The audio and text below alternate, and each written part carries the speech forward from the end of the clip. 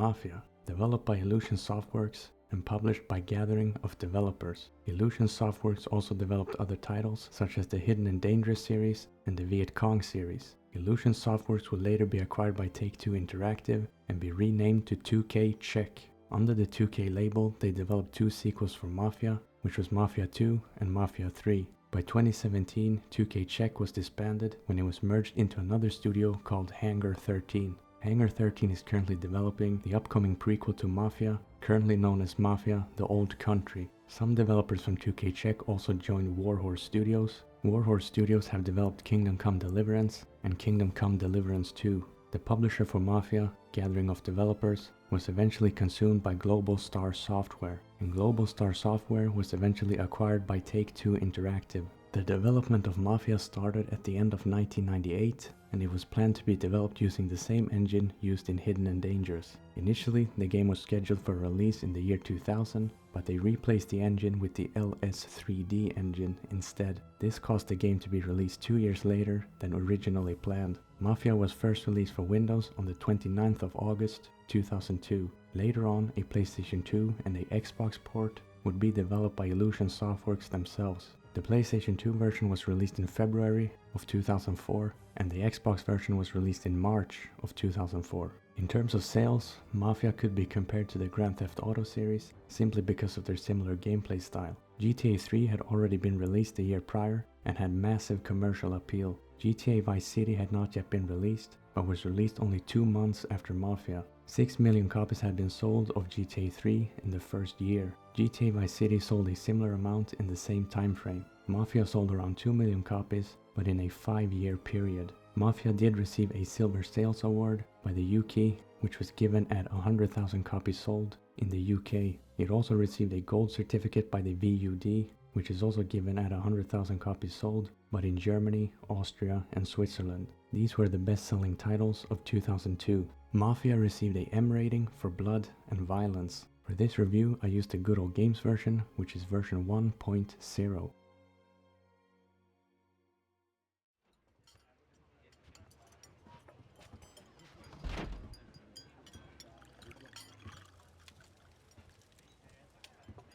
Detective Norman, can I join you?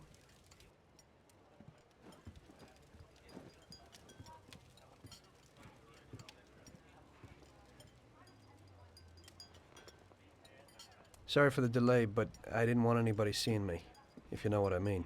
What can I get you, sir? Just a coffee. Coming right up. It's not my habit to sit with people like you. Got a business proposition for you, Detective. I ain't no businessman. And even if I were, I wouldn't be doing business with the likes of you. I don't usually do business with your kind either.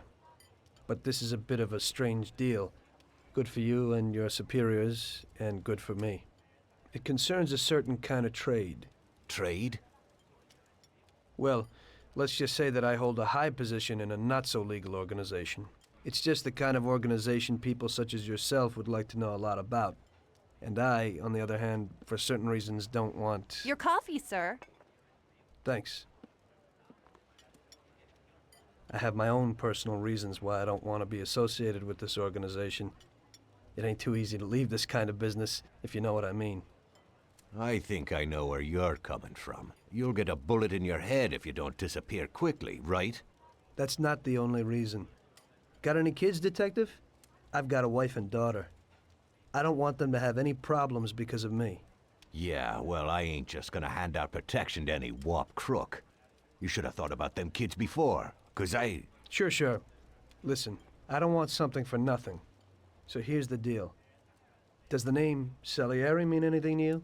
Salieri? It damn well does. You got something in common with him? You could say that. I've worked for him for several years. Now he wants to rub me out. If you protect my family and me, I'll tell you everything. Names, dates, accounts, everything. Enough to put him away for life. I ain't Santa Claus. If I go to the chief with this, I need to know everything you know. And I have to be sure you'll testify in court. Sure. If you ain't in a hurry, I'll tell you my whole story, and all the deals I've worked on over the years. Okay. I've got time, and I'm listening.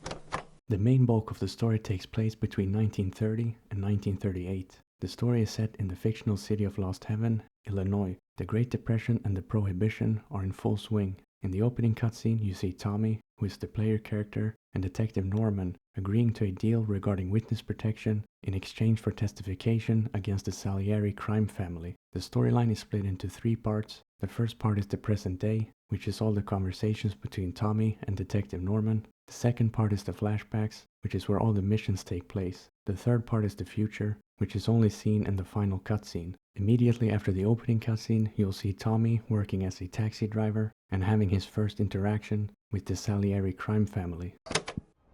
One day I was on my break and I was just hanging out. Suddenly I heard a tremendous crash.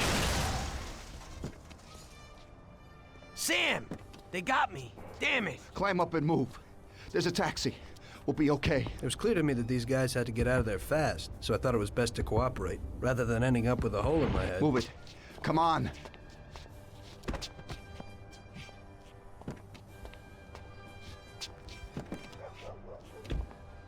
Where to? Anywhere! Fast! I hope you're damn fast. Faster than Sam here was. Finally, we're home. Wait here, friend. Sam will get you a little something from Mr. Salieri. Thanks for your help. Mr. Salieri would like to thank you as well as myself and Paulie. It's compensation for the damage to your car and your services. It should be enough. Yes, of course. Thanks. Give my regards to Mr. Salieri. Mr. Salieri wants you to know that he is very grateful to you.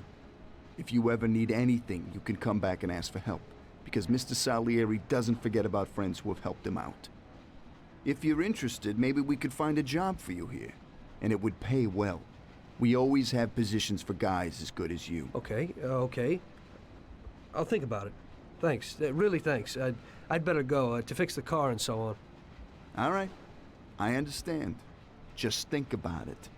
And I hope it's clear that this matter is only between ourselves. You take care, kid. Tommy has now been introduced to Paulie and Sam, who are members of the Salieri family. Tommy goes back to working as a taxi driver. While on break, he's attacked by 2 henchmen from the Morello crime family. He escapes from Morello's henchmen by running to Salieri's bar. Jesus. We got you, you little rat. Mr. Morello's pretty angry with you. We're gonna have to teach you a little lesson so you remember that it ain't right. Those bastards remembered the license plate of my car and took it on themselves to hunt me down. Lou here'll fix your face a little. Salieri's boys saved my skin that time, but I certainly wasn't in a good situation. I had paid off my debts for the car repairs, but my boss didn't want to employ anyone who was in the mob. It just wasn't good business. When I saw the fancy getup of Salieri's boys, I thought that it can't be too bad to work for them. Besides, I had nothing to lose. Morello was out to get me, so driving a cab wasn't the best job. Plus, the prospect of Salieri's dough wasn't so terrible. So like I always say, better to die young and loaded. Now, Tommy will join the Salieri family. Before his first mission, he'll be introduced to the remaining members of the family. And they are Salieri, the Don himself, Frank, Salieri's right-hand man, Luigi, the bartender, Vincenzo, the gunsmith, and Ralph, the mechanic. Tommy will carry out 2 missions for Salieri. The first mission involves destroying cars parked outside a bar owned by Morello. The second mission entails collecting protection money from 3 different businesses. After these 2 missions have been carried out, you're properly introduced to Morello, the Don of a different crime family in competition with the Salieri one. Today I'll give you a chance to get back at those bastards who wrecked your taxi. We'll see what you're made of. Morello has a bar where all his gorillas go. They all have their cars parked behind the fence next to the bar. If you're good, they won't be there tomorrow morning.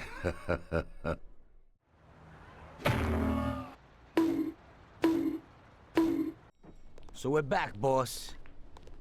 Wonderful. Take a seat. It all went well? Sure, boss, he's a natural.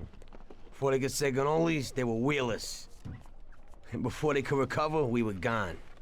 Today we're gonna visit a few places to collect some protection money. 2 restaurants and a motel outside of town.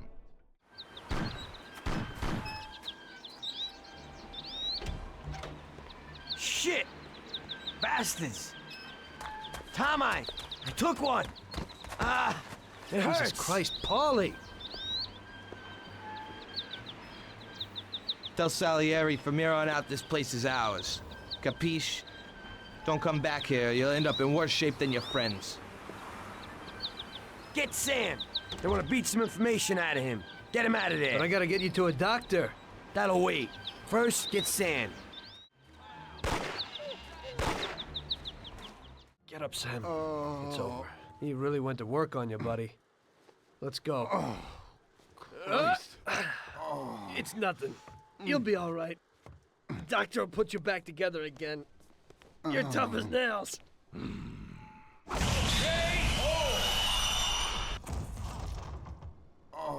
Oh, shit.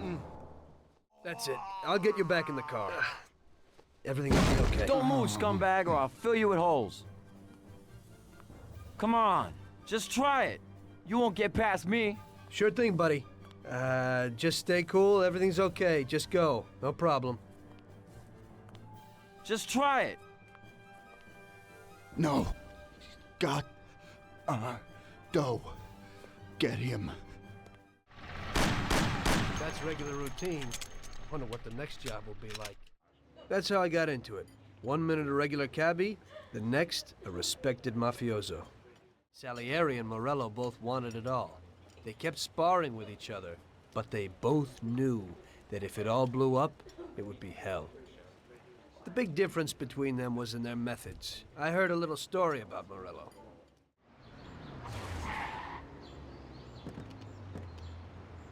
I'm sorry, sir. You I idiot! mean it. Do you know what you've done? You know how much that car cost? I was driving slowly, Mr. Morello. I don't know how, Do you mean to say that I crashed into your car? no. Sir, I wanted, no, sir, No! Best gets in my way!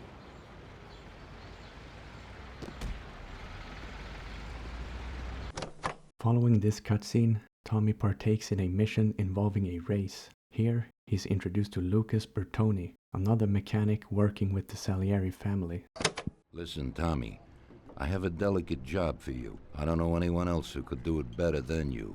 You're a good driver, and you have experience. Well, to make it simple, tomorrow all the best motors are going to race at the city track.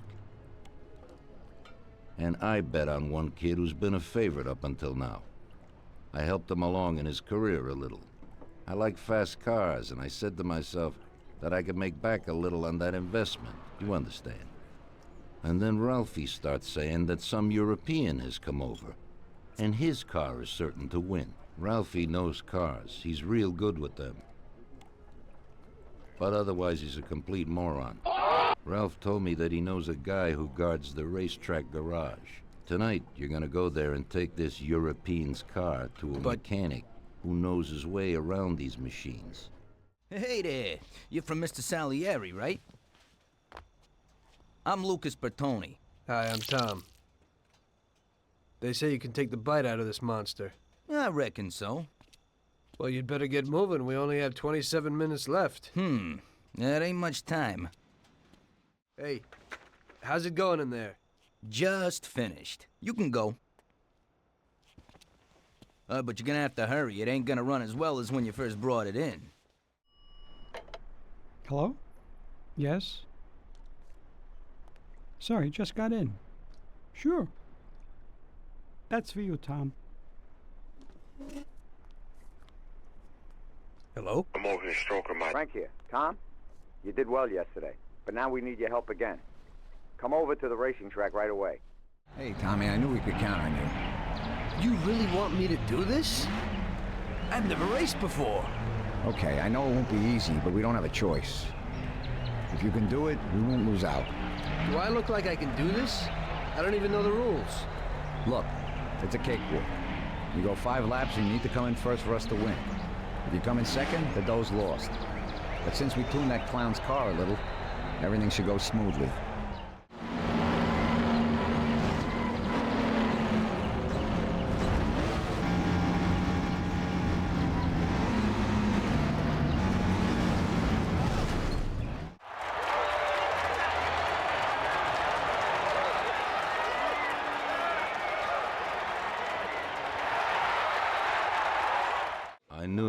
let us down, Tommy.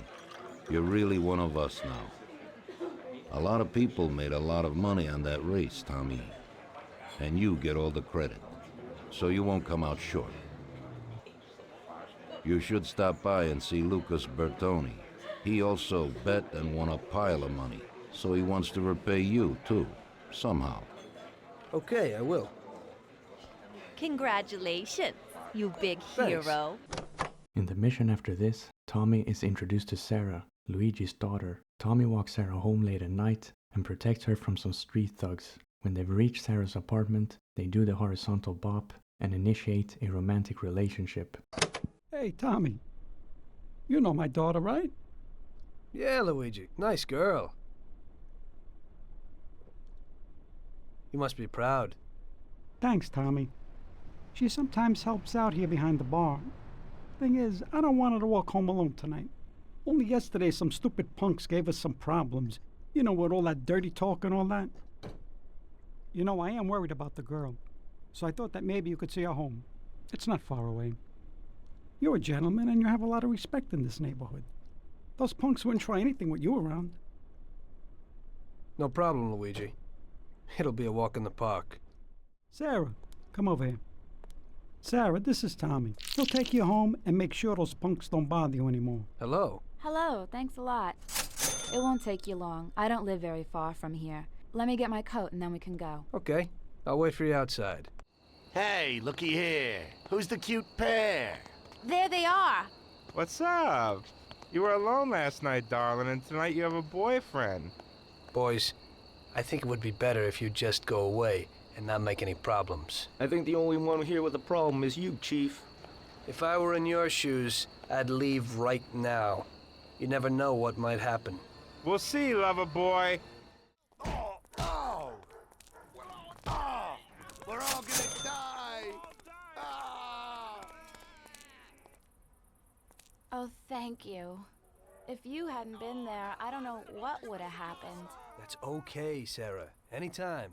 I was really scared, Tom. Are you okay? Come on, we're almost home. I'll take a look at you there. So, this is my kingdom. Come in and take a load off.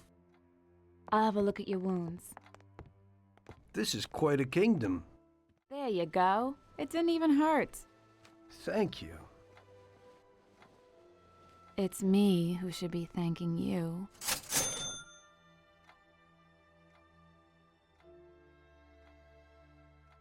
Would you care for a drink, Tom? Well, I could use a little whiskey, if you got it. Sure thing. Here you go, hero.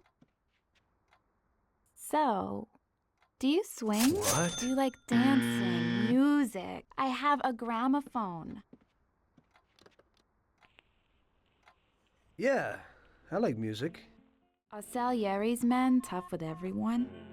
We try to be gentle with people sometimes. Some of you, maybe. But only a few. And are you one of Salieri's tough guys? Only sometimes. Well, I think you're a very good bad man. Oh, sometimes I'm even a very bad good man.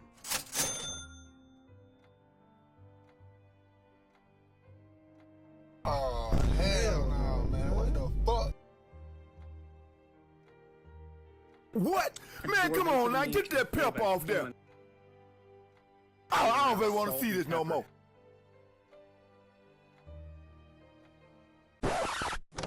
In the following mission, Tommy and Polly attack the street thugs who try to assault Sarah. Tommy is also introduced to Big Biff, a Salieri informant. Tommy and Polly kill the gang leader who turns out to be the son of a corrupted city councilor. The councilor now wants revenge against the Salieri family.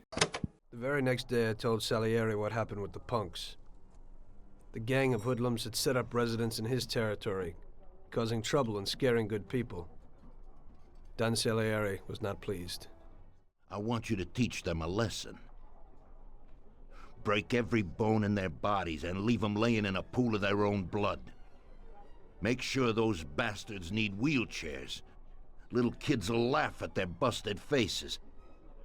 Let everybody see what happens when somebody trashes my territory. We'll need to find out where they're located. Big Biff might know something. He's always standing around in Chinatown. Go find him and ask him. Howdy, partners. How's tricks? Hey there, you fat bastard. Got it! Need a little piece of information. What's going on? A gang of jokers have set themselves up in our territory, and they're giving people a bad time. They messed with Luigi's daughter, and if it wasn't for Tom here, who knows what they would have done to her.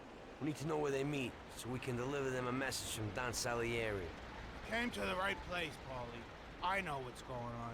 A few people have already had problems with them, and they told me meet at the old service station near the Terranova Bridge. What are you trying to pull here? I'm trying to kick your ass out of this part of town. These guys are Mafia, Johnny. Let's hit the road. Oh, shit. Quick, get to the car. We gotta get him. Go and nail him.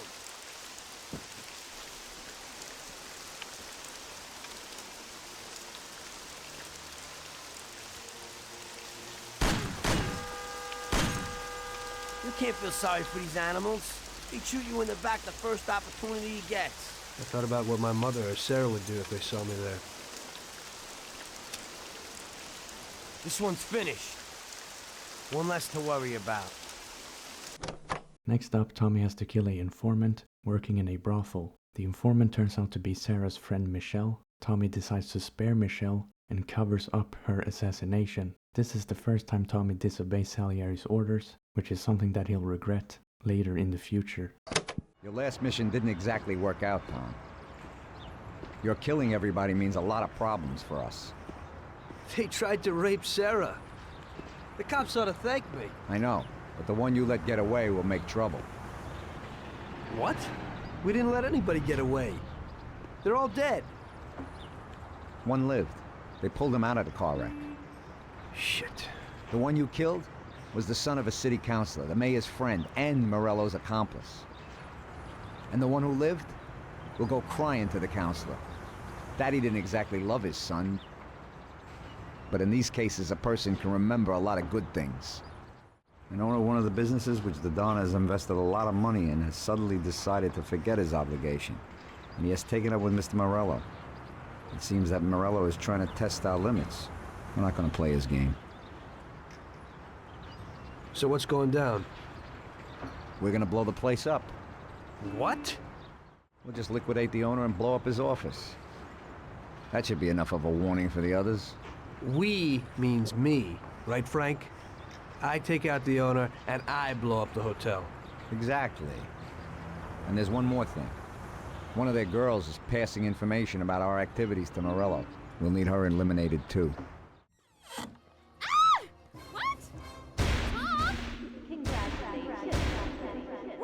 Michelle? What are you doing? What's going on? What are you going to do? What do you want from me? I'm sorry, Michelle, but I heard that a bunch of people got knocked off because of your talk, and someone lost a lot of dough.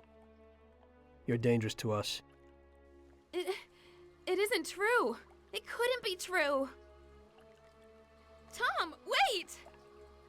I didn't know I'd hurt anyone. I wanted to help my brother and I knew it. This could only happen to me, a total screw-up. I can't just kill a young girl. A young, naive fool who wanted to help her own brother? Probably a real bastard. On the other hand, is it worth getting killed over it? Get dressed and get out. Thank you. This place is gonna blow in a little while. I don't want to see you in this town again. Nobody can see you here anymore.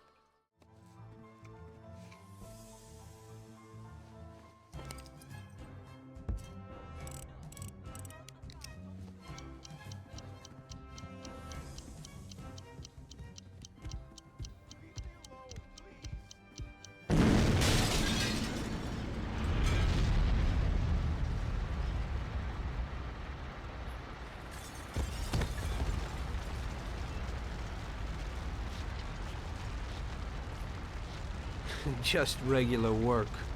You must be joking, right? How could you get through this? Now it was really bad.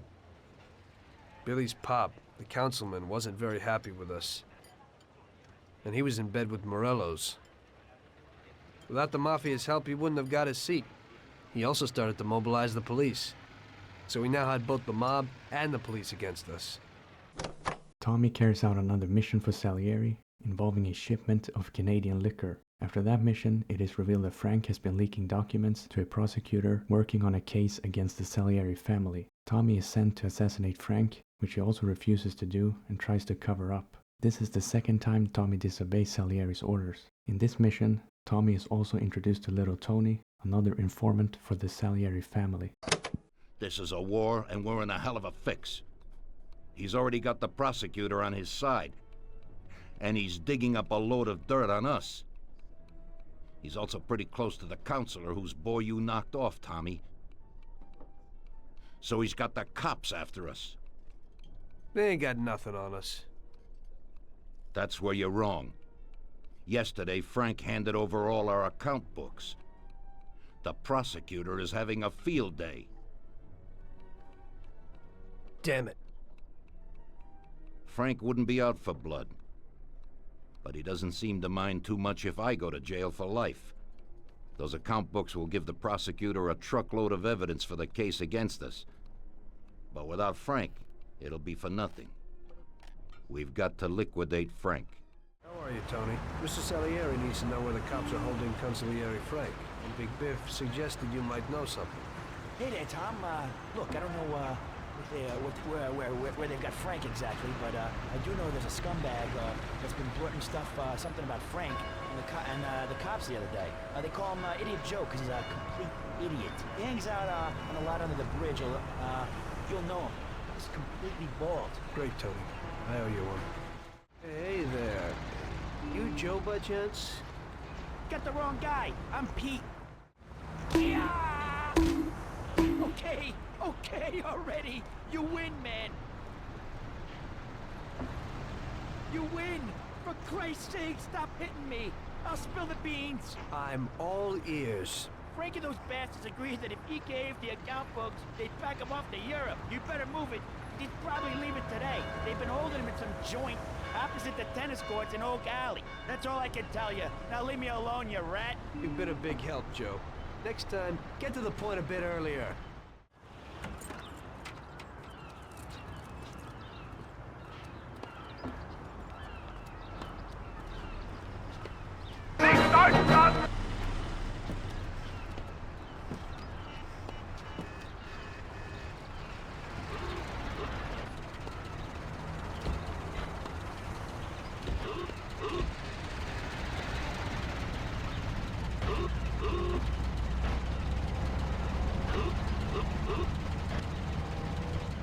Frank, the Don sent me. And you know why. I know why. I know. I don't get what happened to you. I thought you were my friend. I'd have never guessed that something like this would happen. Why the hell did you do it? Tom, I couldn't go on this way. Too many people have died lately, and I don't have the stomach for it. They told me if I did what they wanted, they'd release them and send us to Europe, where we'd start again. Cops? The cops are blackmailing you and want to kill your family? Ever since you and Paulie killed that Billy kid, the cops and Morello have been working hand in hand. The counselor, that kid's father, got where he is thanks to Morello. Morello wanted to get me to talk, and the police would then liquidate the Don. Where are the books, Frank? I haven't got them, Tom. You handed them over already? No, Tom. I'll tell you where they are if you get my wife and daughter back. We were supposed to wait here at the airport, so they must be holding them somewhere around here. Frank! March, Oh, good. Alice. Thank God you're all right. Darling. Thanks, Tom. They promised they'd give me plane tickets when I gave them the books. Those tickets must be here somewhere. Could you try to find them? Okay, I'll do that, Frank. Here you go, Frank. Thanks, Tom. Let me say goodbye to March and Alice, and then we'll sort out this What? business. Frank, you want flying with us? What? I can't. What? March. Tommy and I have a very serious situation here that we must sort out. Right, Tom? Frank, just tell me where the books are and go with them. What? How would you explain it to the Don? Forget about it. That's my problem. Where are the books? I'll never forget this. Here's the key to a safe box in the First National Bank downtown. The books are there. Take it, Tom. Thanks. Frank didn't lie. The briefcase with the account books was in the safe box. no problem getting it. In the mission following this, Tommy breaks into the prosecutor's villa to steal evidence stored in a safe. Tommy is introduced to Salvatore, a locksmith working with the Salieri family. After that mission is finished, Tommy, Paulie, and Sam are sent to complete a transaction involving alcohol. They meet up with the sellers in a parking garage, but they're ambushed by Morell's henchmen at the meeting. They successfully eliminate all the henchmen and deliver the alcohol to Salieri's warehouse. In the mission following that, Tommy goes to Pepe's restaurant for lunch with Salieri. During the lunch, they're attacked by Morello's henchmen. Tommy and Salieri kill all of the attackers. Now that Morello has attempted to take Salieri's life, it means total war between the Salieri and Morello crime families. I'm going to Pepe's restaurant for lunch, but my personal bodyguard is called in sick. There's nobody here who could take me, and I prefer not to go to these things alone. You'll take me, won't you? Certainly, boss. Bravo. Let's get going then. I'm already pretty hungry. At last, I could eat a horse. Hey, Don Salieri, welcome! Pepe, you don't even know how much I'm looking forward to your specialties. Fantastic meal, Pepe. I haven't eaten that well in a long time. Molto grazie, Don. Praise from a gourmet like you always makes me feel with joy. Oh, please, I'm no gourmet. If you knew what I ate for dinner yesterday, you definitely wouldn't say that. Can I get you anything else, Don? I have an excellent Chianti. Really? Let's get it out here then, Pepe. At once, sir. How'd you like it, Tommy? It was fantastic, boss. I'll have to bring Sarah here sometime. Ah, yes, you certainly should, Tommy. Just be careful that Sarah doesn't take offense. She cooks worse than Pepe.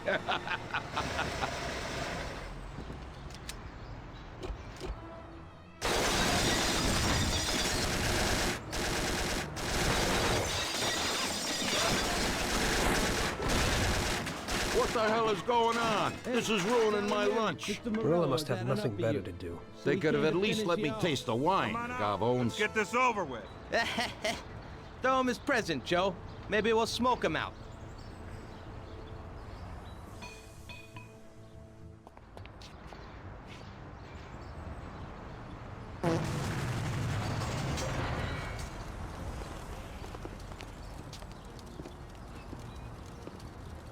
Working for you is real interesting, boss. What'd you say? My ears are ringing from that blast. Yes, boss. It looks like we won't get out this way. Try and run around the back of them, while I keep them entertained. Yes, boss. Be careful. I have to say, you got balls, Tommy. You saved my ass. You weren't so bad yourself, boss. Christ, that was crazy. Thank God Pepe hid. Poor guy. I'll have to send him some dough for repairs. We should. Boss, I'd like to know how they knew where we were. You think they followed us? I don't think so, Tommy. I have a feeling I know who set me up. Who? Carlo, my bodyguard. That goddamn son of a bitch, he's the only one who knew where I was going. And he also excused himself from work today. He knew very well what was gonna happen. That sounds pretty likely. Yeah, I think so. I'll tear him apart like a rag doll. Carlo lives in a rented house in Little Italy, a little way from our bar. There's a pizzeria downstairs. We're going. Carlo, you bastard! We're coming for you! Let's do it, Tom. Break down the door, bust in there and kill the bastard.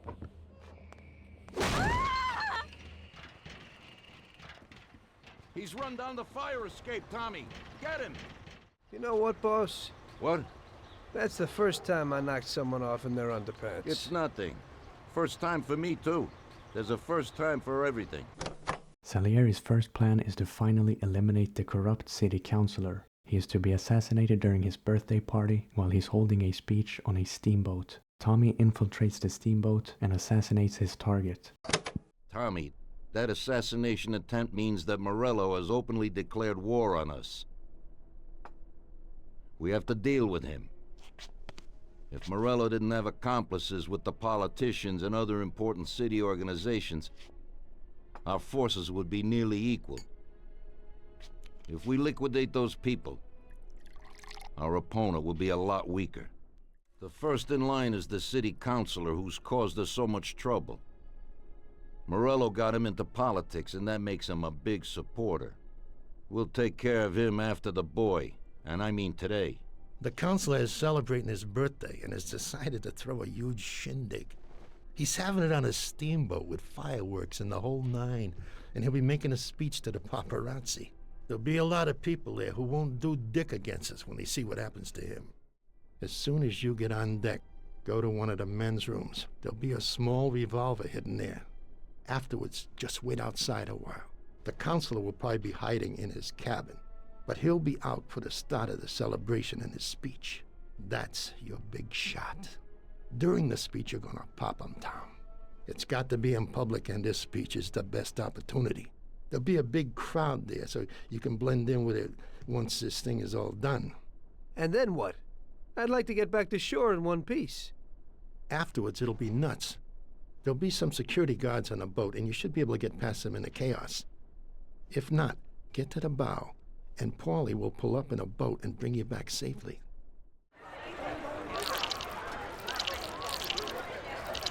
Okay, pal. Enjoy yourself. How are you, baby?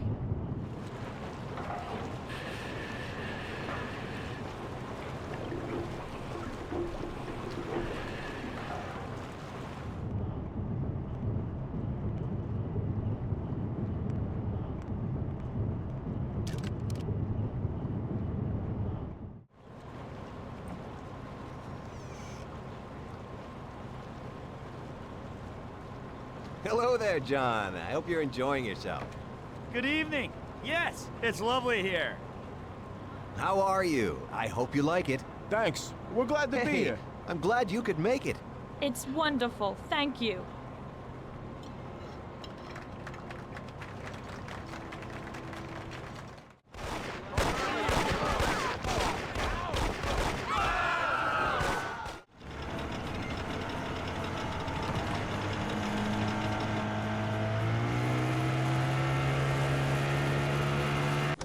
The next plan is to assassinate Morello's right-hand man, which is his brother, Sergio Morello Jr. In total, there's 5 attempts to take Sergio's life, and 4 of them fail. The 4th attempt involves pushing Sergio's car onto a railroad track while a train goes by, but they manage to screw that up, and the guys that are supposed to push Sergio's car get hit by the train instead.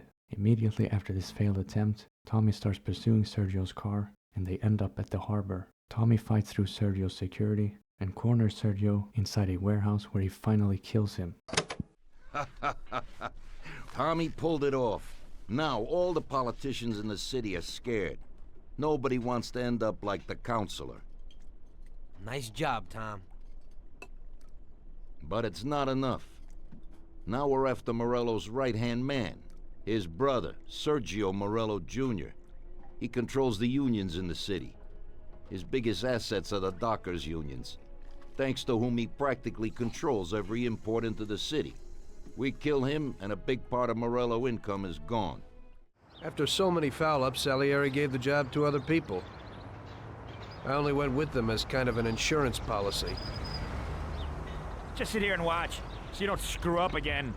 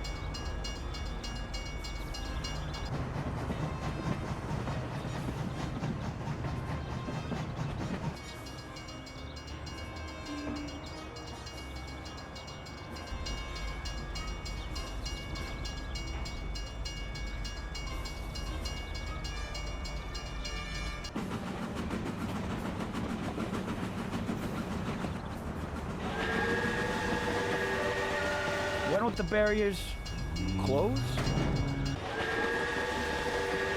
Go!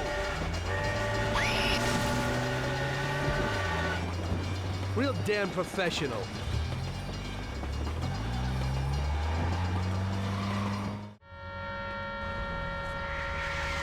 Hey, what are you staring at? Kill that bastard tailing me!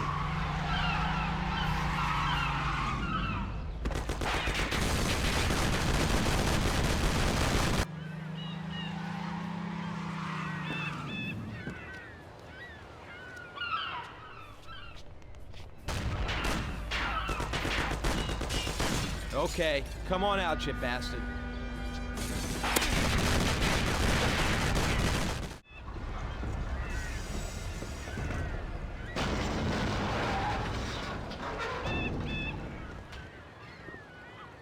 Ha! That didn't work. Huh?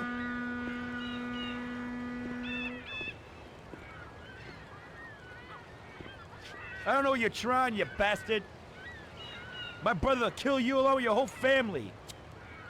Give it up. You're dead. You won't get in here, you idiot. You're too small for me. Hey, you here?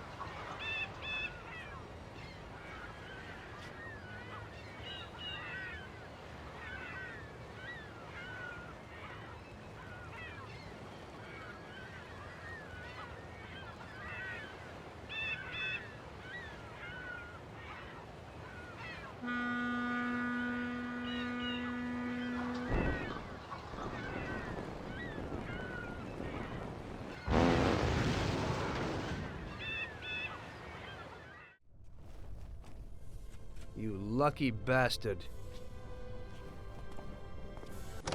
With Morello's brother dead, it is finally time to go after Morello himself. Tommy, Paulie, and Sam goes to a theater that Morello is visiting. The original plan fails when they see Morello leaving just as they arrive. Instead, they start pursuing Morello's vehicle. Morello is driven to the airport in order to escape in an airplane. While chasing the airplane on the runway, Tommy destroys the plane's engines by shooting them, and Morello's plane crashes, resulting in him being killed. It was a tough job, but we finally have Morello where we want him. Now one last step remains. Eliminate him. Each of you get a Thompson or Lupara from Vincenzo. Wait out in front of the theater on Central Island until Morello comes out. Then go to it. The performance ends at 9 o'clock, so make sure you're there on time. It should work out fine, so don't come back without his head. Shit! He's leaving already! That damn show must have finished earlier. That silver limousine, catch it! What is it? What the hell is happening? Why'd you stop? I don't know, it just broke down. Jesus Christ, we almost have him. Sam, come on. Let's make this happen. Tom, get out and go after them. Maybe you'll catch them. Come on, Tom, get in. We'll shoot it down. Move it, they won't get away. Take my Thompson. You and Sam shoot them.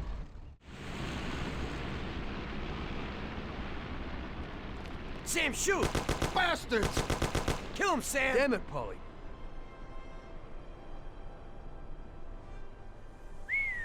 Wow. Yes! Yes! How did you fix the car? Better ask Sam. Why ain't you a mechanic, Sam? That works too dirty for me. Now with the Morello crime family gone, the Salieri crime family almost have full control of the city. The mission after this one involves Tommy assassinating a politician encroaching on Salieri's territory. The politician is shot while holding a speech during a political rally on an island. He is shot by a sniper rifle from a nearby abandoned prison overlooking the island. After that mission, Tommy, Paulie, and Sam are ordered by Salieri to recover a shipment of impounded cigar crates. Before the mission starts, Paulie proposes an idea to rob a bank. This suggestion is immediately shot down by both Tommy and Sam. Instead, they continue with the mission and steal the cigar crates. Tommy and Paulie are the first ones to arrive with the shipment at Salieri's warehouse. They look through the crates and they find diamonds hidden inside the crates. Tommy now realizes that Salieri has lied to him. This makes Tommy change his mind about the bank robbery suggested by Paulie. Tommy and Paulie agree to meet the next day to start the planning of the bank heist. So, you killed Morello. That must have felt good, huh? We celebrated. Salieri was thrilled, of course. We ran the whole town, practically, and there seemed to be an end to the bloodshed. For a while, I felt like a king, until I came to a realization. If a regular guy like me could kill the most powerful man in the city, what good was all his power? You know where it got me in the end. This. Who is it? It's from 1920. The old man is Don Pepone. The two younger ones are Salieri and Morello. This photo convinced me that this kind of life is poisonous. Morello and Salieri were friends, and they were both commanders of Pepone's regime. But in the 1920s, they got Don Pepone killed because of some deal. Strangely enough, Salieri still admires the guy now. Afterward, they divided up the city, and each ruled their own part of it. But they started to compete with each other. I ended up being Salieri's instrument of death to kill his best friend, to save him from looking Morello in the eye. It occurred to me that my friends and the people I loved were the same. Someday I'd turn to Paulie and be looking straight down the barrel of a gun. I couldn't be sure of anybody, above or below me. There's an import firm that brings in lots of luxury goods from around the world. Yesterday, another boatload of goods came into the harbor, and I have a taste for a few of the items on the list. What do they got that we don't have, sir? Well, I haven't smoked a decent cigar in a long time, and they have almost a ton of them. Cigars? Yeah, cigars. Something strange about that? Customers in our nightclubs are interested in good quality cigars, but they're expensive and difficult to get. If we managed to get a truck full of the best cigars, we could make as much money as we would off a bank job. What? Oh my God, just bring me a truckload. Paulie, explain it to them. Since we're all here, I want to ask you both something. What's on your mind? Well, I got this idea. I might need you to do a little job with me. Oh yeah? What's the deal? Well, it's a big deal actually. I can't manage it alone, and you're my good buddies. We know each other, you know? And Salieri? He know about this? Nah, he doesn't, and he doesn't need to know. He's already got enough money. So, what's it all about? Well, I was checking out this bank. What? What? Cool it, it's okay. This bank isn't too secure. It's just a little joint. At the end of the month, they always have a big pile of money in the safe. We'd be pretty loaded if we pulled it off. Or we'd all be dead. What's the matter with you? Besides, we got plenty of money. Bull, we ain't doing bad, but we sure aren't loaded.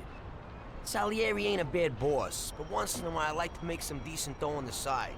Not some tiny share. I'm not sure it's such a great plan, Paulie. What do you say, Sam? Count me out. The family's pretty important to me. Yeah, right. You're probably right. Forget about it. I was just thinking out loud. Right there. Show me your license. All right. You can go.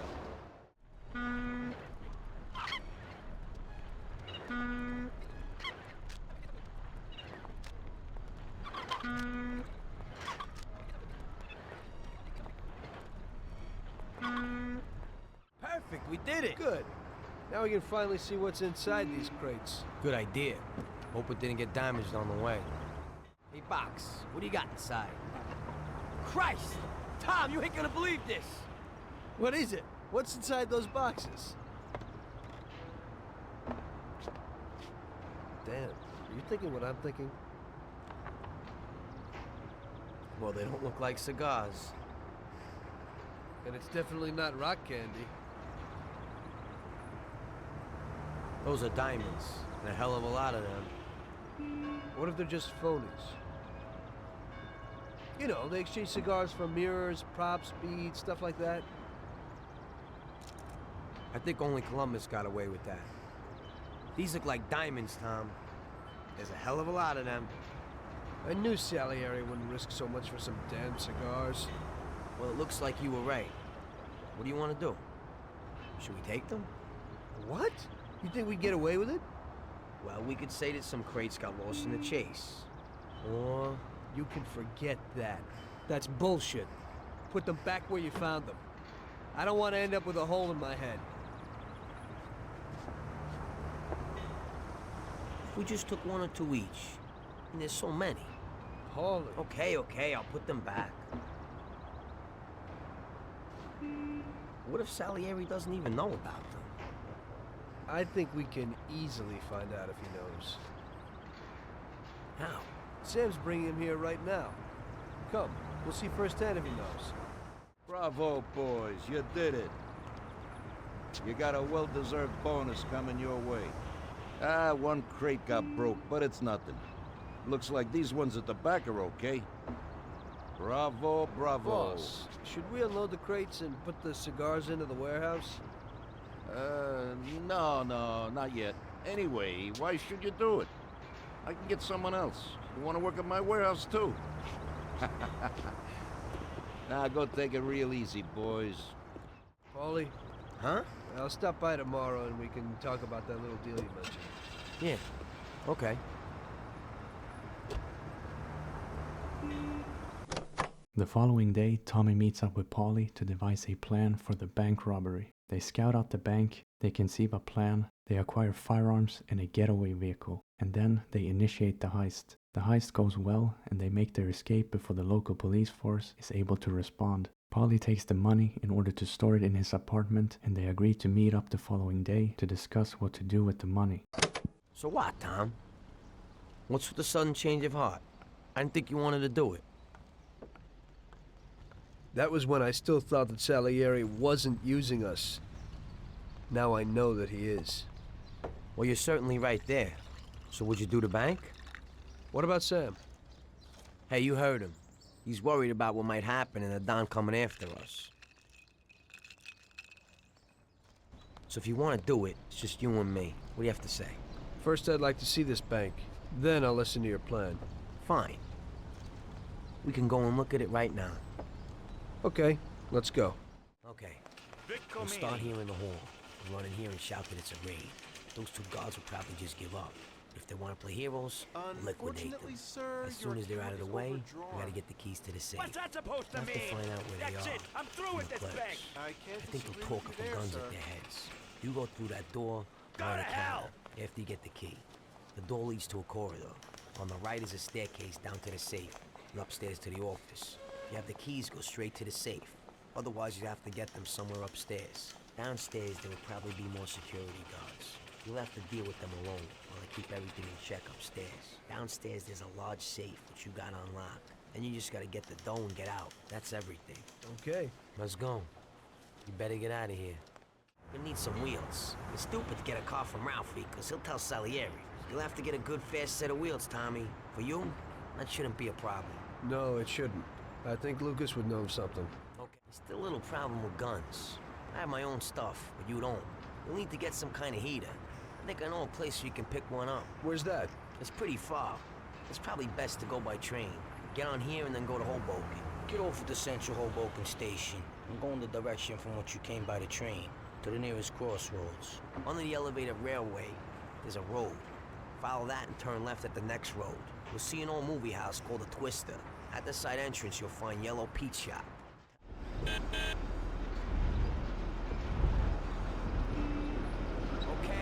I'll be right down. Okay, everybody. This is a heist. You're down on the floor, nothing will happen to you. I said on the floor! Everybody! Deal with the guard!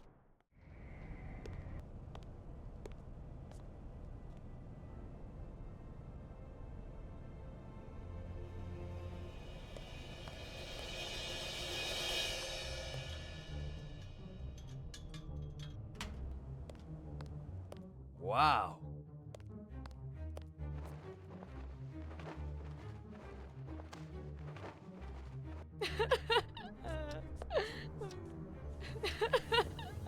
Stop screaming! Stop right now! Nobody move! We're loaded, Tom. We did it. It worked. Sure looks like it. So what now? We'll change our clothes so they won't pick us up on the street. Put the dough in the briefcase. Fine, then what? Don't say a word to anyone. Sleep on it. Stop by tomorrow and think about what we're gonna do with the dough.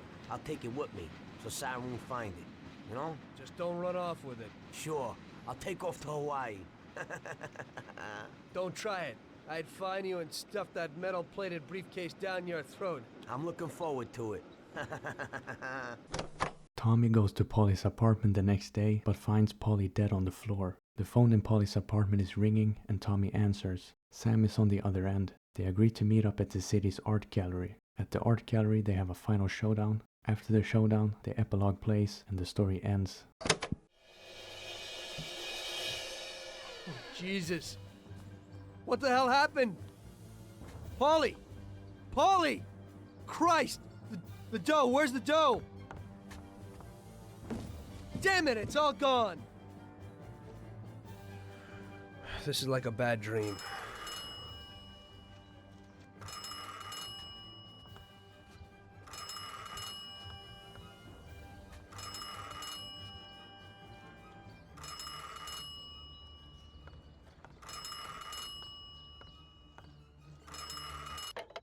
I got lotion on my dick, bro. Paulie?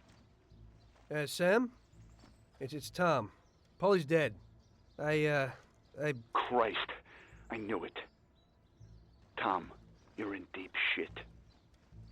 I wanted to warn Paulie. Salieri found out about the bank and decided he wasn't going to tolerate it. I didn't make it in time. Tom, you gotta disappear fast. Sam, I didn't know it would be such a big deal. What should I do? I can't just leave Sarah and the kid. Okay, Tom, I'll help you. We gotta meet somewhere, but almost everywhere is dangerous for you now. Our best bet would be the city gallery. Okay, I'll be there in a little while. Thank you. You know Paulie is lying here in a million pieces. I don't know who else I could turn to. It's okay. I still owe you one. Thanks, Sam. Don't move, scumbag. Oh, shit. Surprise! You weren't looking for that at Paulie's by chance. Sam, what's going on? I thought we were meeting alone. The situation's changed, Tom. I had to decide whose side I was on, and sorry, but it would be suicidal to stand on your side. I can live with murder, though. So you killed Paulie? Well, I was more the means to his death. The same as I am in your case. I would never have expected this from you, Sam. Well, I'm in a good mood. Things are looking up for me, and I found a bag of money. So killing off your partners is a big laugh? Maybe I should try it. It ain't bad, but you probably won't have time. It's never too late to start. I guess honor's out of the picture. Honor's meaningless. This is business, and you've broken its unwritten rules many times over, Tom.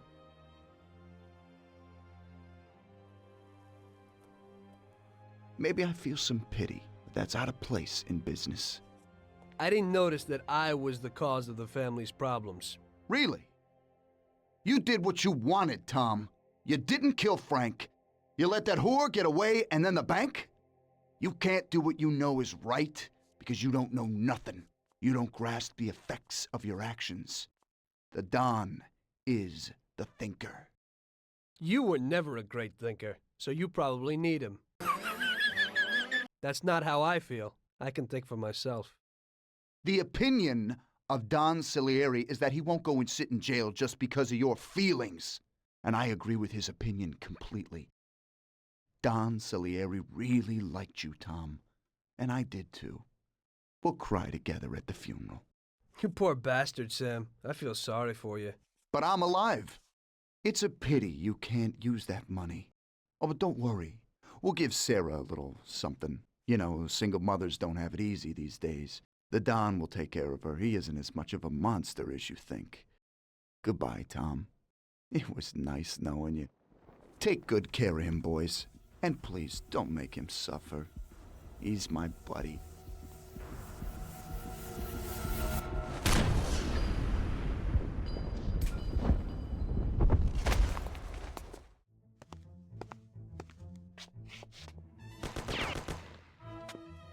It looks like you underestimated your new partners. Maybe you ought to change sides. It's still not over, Tom.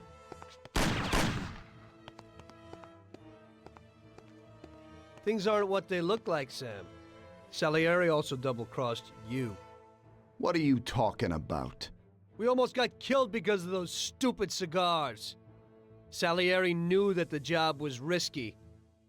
There were diamonds hidden between those cigars. He didn't want to give us a cut. That's why Paulie wanted to take the bank. Because he realized how Salieri was ripping us off. He told me about those diamonds, Tom. He only wanted to keep them secret so nobody knew where they were before he sold them. Besides, the diamonds have nothing to do with the fact that you didn't kill Frank! He broke the omerta. Which is worse, Tom. How do you know I didn't kill Frank? You can blame it all on someone else you didn't kill. You're too human. She came back to the city, and we found her by accident. Damn it. Tom, you know you can't trust a dame. I can understand it isn't easy to kill your wife's best friend. Yeah, I should have done it for you. She also pleaded with me and cried. Well, we realized that we couldn't rely on you, so we checked up a little and found out about Frank. Sam, do you really think everything has to end like this? We still got a chance. There ain't no way back now, Tom. I'm sorry. Ow!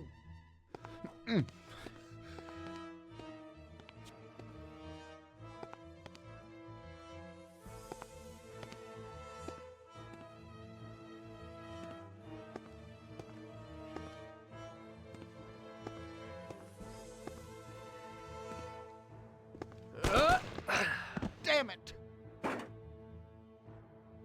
Hey, it's the same situation again, Tom. And once again, you can't decide.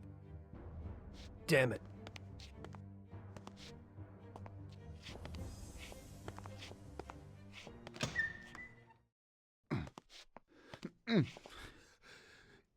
Oh.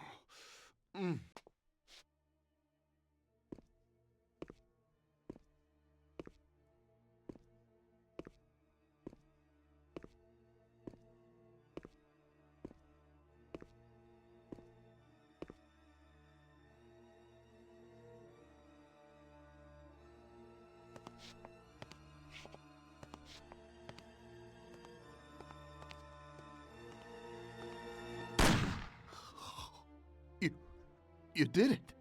But they'll get you all the same. Salieri will get you. He stood by you. You rat. You're dangerous, Tom. And Paulie is dead. He was never sure that you wouldn't forgive his death. Oh, you're gonna have to hide like an outcast. And one day they'll get you. All the same. Like Frank. They found him? You only lengthened his life.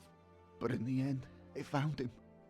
All the same. And Frank was the Don's only real friend. Friendship ain't worth shit. Oh! Ah! Ow! Oh! Oh.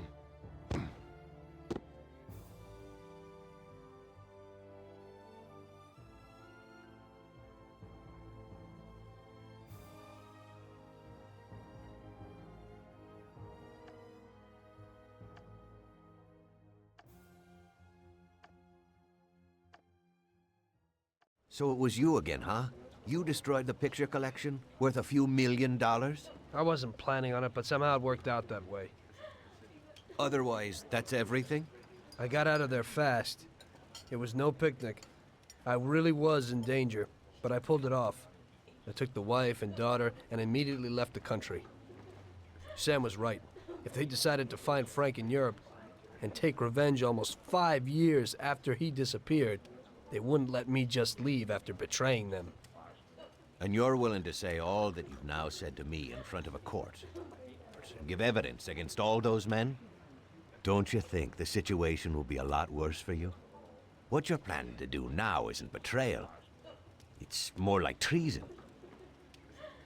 If these people go to jail, or better yet, death row, they won't be able to take revenge on me. At least not as easily as if they were free. I am willing to give evidence against them if you ensure our protection And after the trial, a new identity for me, my wife, and my daughter. If we manage to pull it off, it'll be the biggest legal battle this country's ever seen. It's an interesting offer. I don't know if it's moral to help somebody like you, but I think the results will be worth it. I think we'll help you.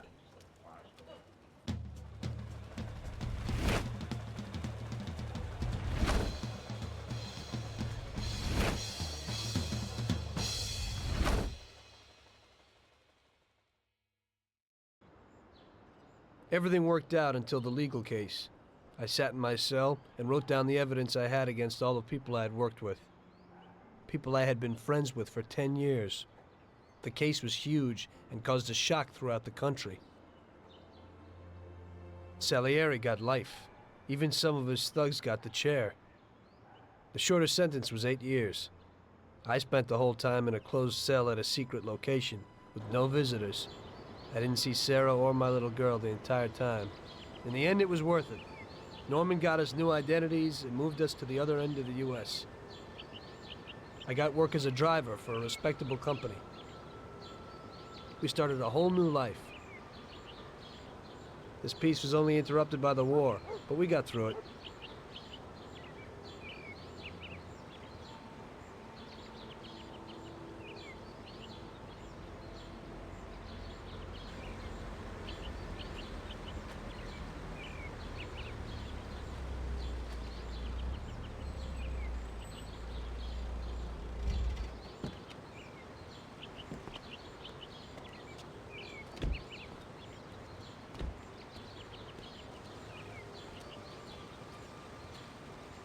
Mr. Angelo? Yes? Mr. Salieri sends his regards. You know, the world isn't run by the laws written on paper. It's run by people. Some according to laws, others not. It depends on each individual how his world will be, how he makes it. And you also need a whole lot of luck, so that somebody else doesn't make your life hell. And it ain't as simple as they tell you in grade school. But it is good to have strong values and to maintain them, in marriage, in crime, in war. Always and everywhere. I messed up. So did Paulie and Sam. We wanted a better life, but in the end, we were a lot worse off than most other people. You know, I think it's important to keep a balance in things. Yeah, balance, that's the right word. Because the guy who wants too much risks losing absolutely everything. Of course, the guy who wants too little from life might not get anything at all.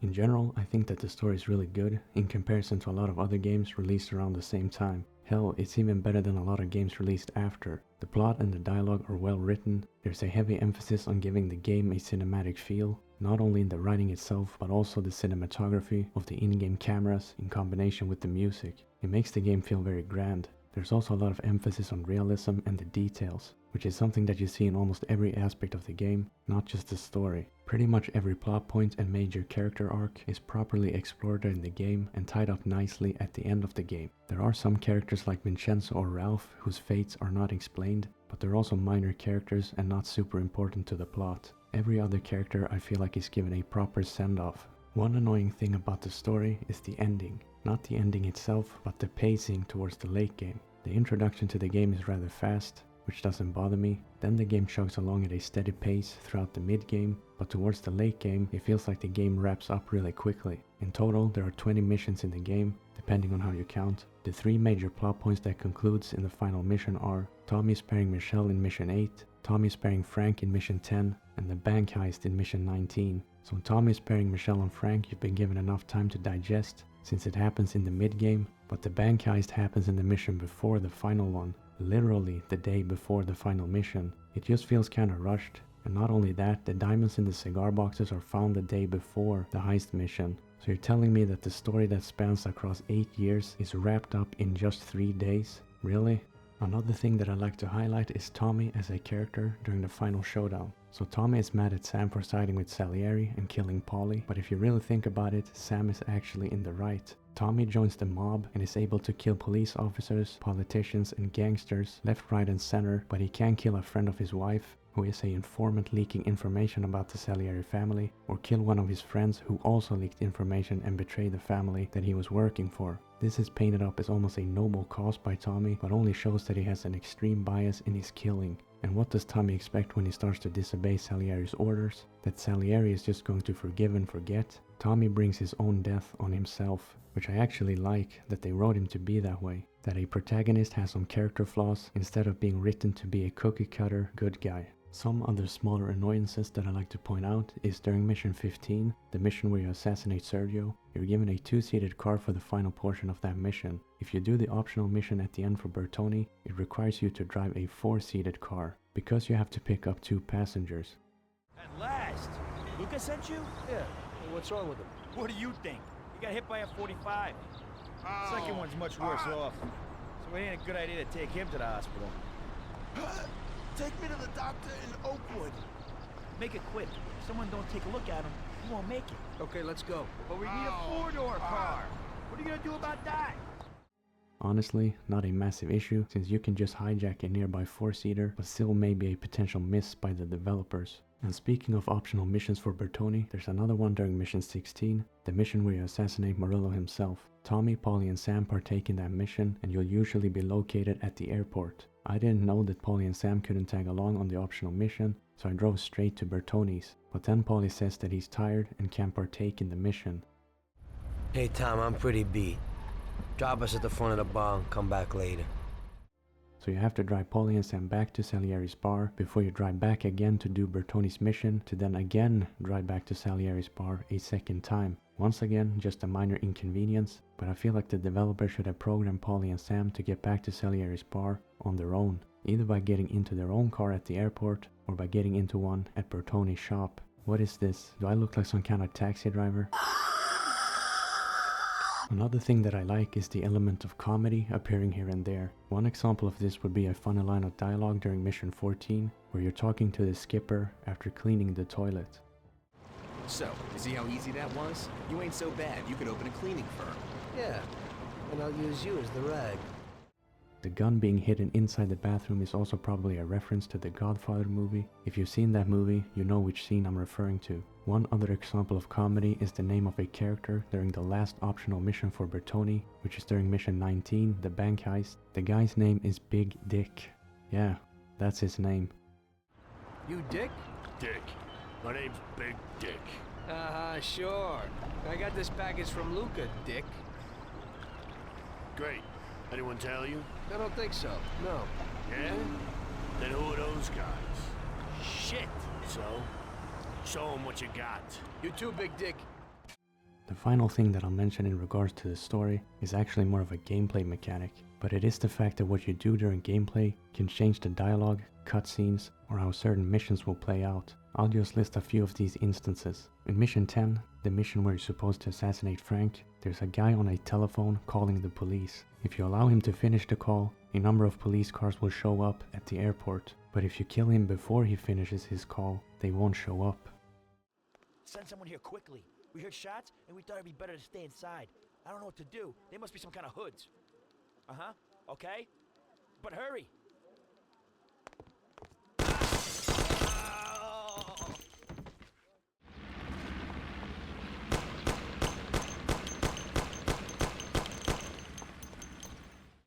Send someone here quickly. We heard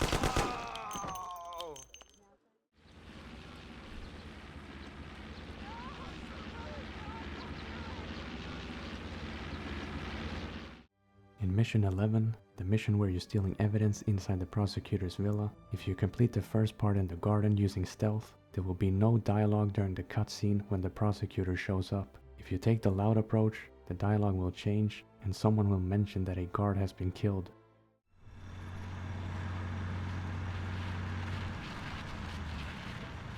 Christ.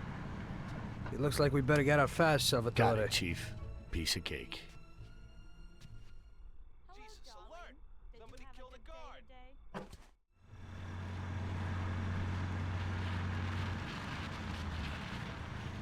Christ. It looks like we better get out fast, Salvatore. Got it, Chief.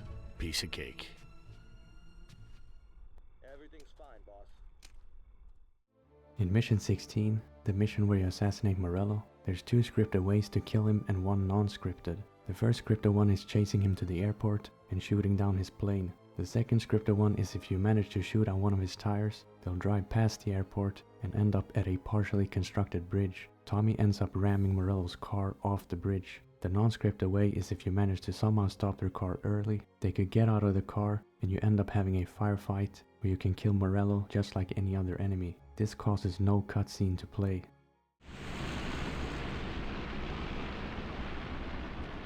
Sam, shoot! Bastards! Kill him, Sam! Damn it, Paulie.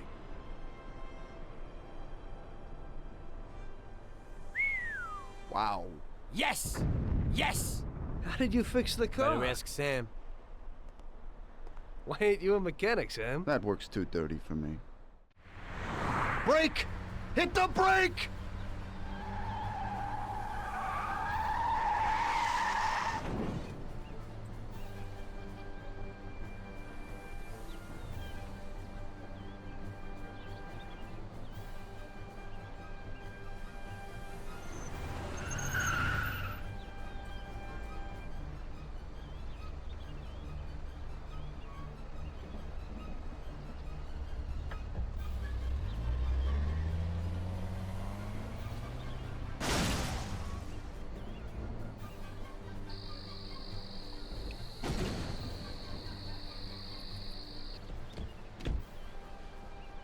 You think he's dead? Well, I guess so, yeah. Oh, Christ. Well, he's definitely dead now. Let's go. Okay, let's go.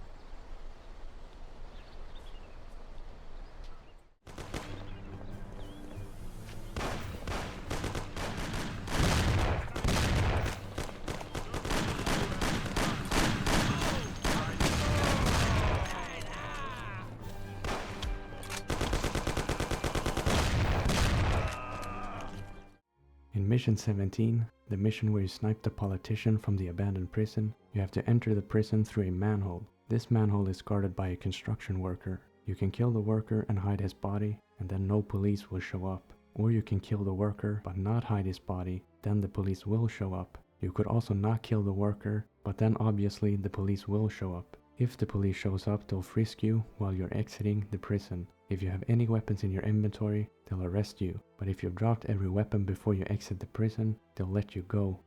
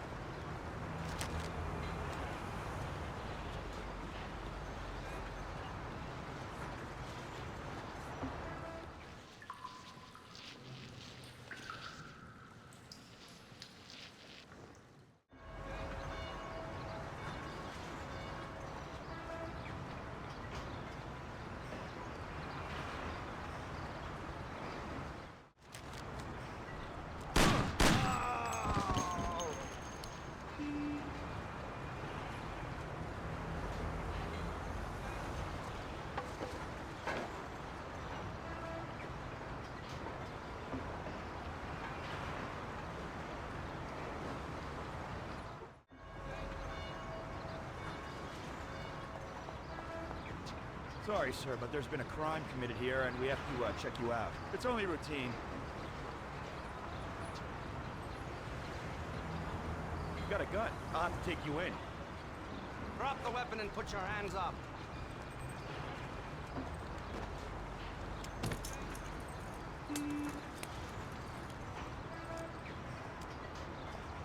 Hey, what are you doing, Mac? You can't go in there. You deaf?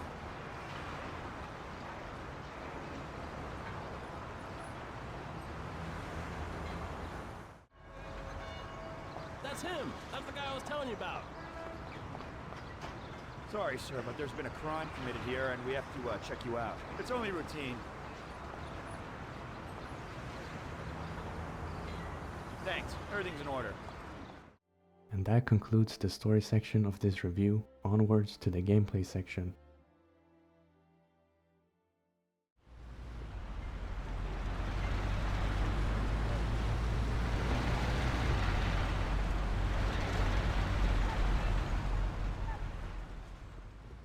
The gameplay in Mafia consists of story sections, combat sections, and driving sections. The story sections are either cutscenes or sections where you can freely move around while dialogue is happening. The combat sections are either on foot or in vehicles. The driving sections happen while going to different mission locations. And let me tell you, if you like driving, then Mafia is the perfect game for you. There's a lot of driving in this game. The driving itself when cruising around the city is not that bad because there's no threat and there's also a speed limit, which I'll talk more about later. But the driving where you have to go fast, such as car chases or while racing, can be pretty rough. Some of the car models in the early game are absolutely terrible. They have barely no acceleration, which means that if your car stops, it'll take forever before you actually build up some speed. And a lot of the early cars have trouble even going up a slight hill. The steering is also really bad in the early cars, where you have to turn left or right for a really long time before the car actually turns. This becomes less of a problem while progressing through the game because you get access to better cars. These cars will be faster and have better handling, which negates some of the negatives a little bit, but it is still a massive frustration. And again, this wouldn't be a massive problem if there wasn't so much driving in the game. Honestly, most of my gameplay time in this game was spent just driving around. The combat sections are pretty fun though. There are some frustrations, such as the stun locking ability. Every time you or an enemy receive damage from something, an animation will play. This is something that can be exploited by the player, especially while using firearms, where you tap fire enemies, which will make them get stuck in place with the inability to fire back. But that can also happen to you, which is very frustrating, because you can get outright killed or take a massive amount of damage. The melee combat in particular is plagued by the stun locking, especially when you're fighting multiple enemies at once. They can just stand there spamming hits while you're stuck in a constantly renewing animation loop, completely unable to hit them back. And when that happens, it sucks.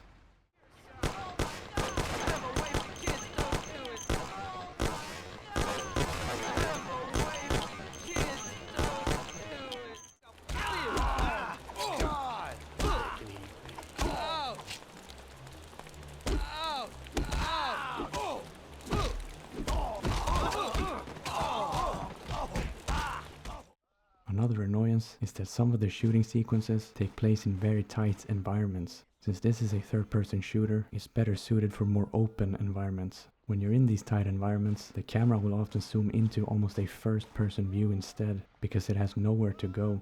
At least your character goes invisible, which means that you can still see, but it's kinda annoying having to deal with that. Another small thing regarding the third-person perspective is that sometimes while peeking around corners, you can place the crosshair on an enemy, but since the barrel of the gun isn't around the corner, you'll hit the wall in front of you instead. This can really mess you up when you're peeking out from your left-hand side. Since your character holds the weapon in his right hand, you have to almost completely exit the cover, which leaves you wide open for incoming gunfire. This is really bad because you die really quickly, and utilizing cover is a necessity.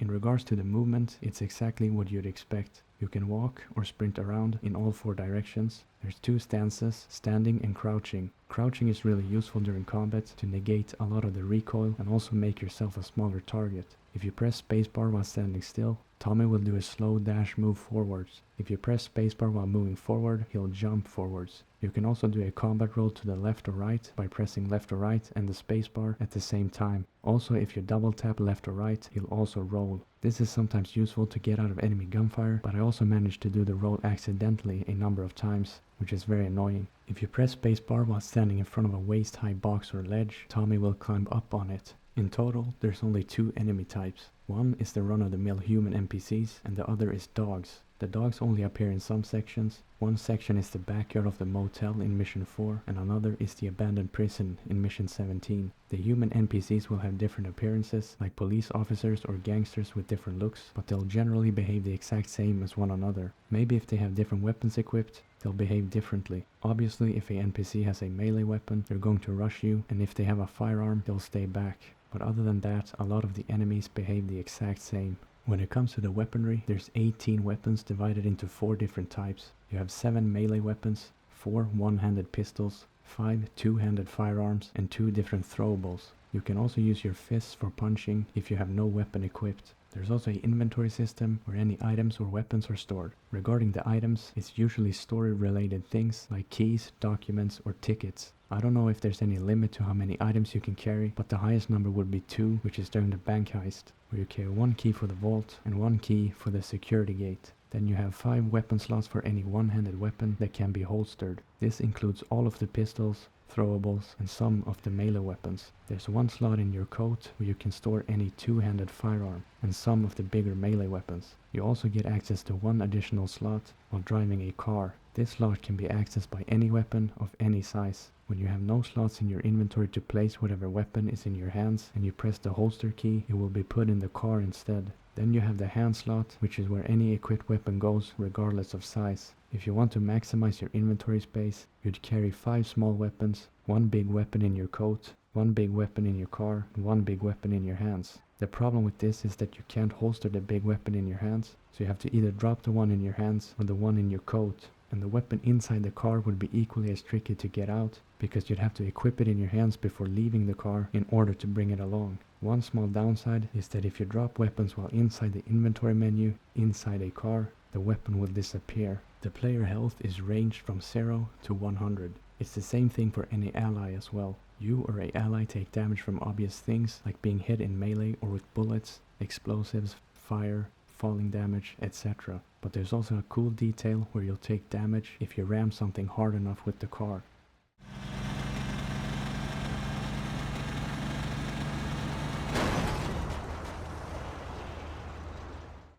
If one of your allies die, the mission fails. This can be quite annoying if your ally does something stupid and loses a large amount of health, because now you have to basically babysit them in order to ensure that they don't die. There's also no way of restoring your ally's health. Speaking of restoring health, in order to restore your health, you have to use health boxes scattered throughout the levels. Some of them restore 30 health points, some restore 50, and some restore your health completely.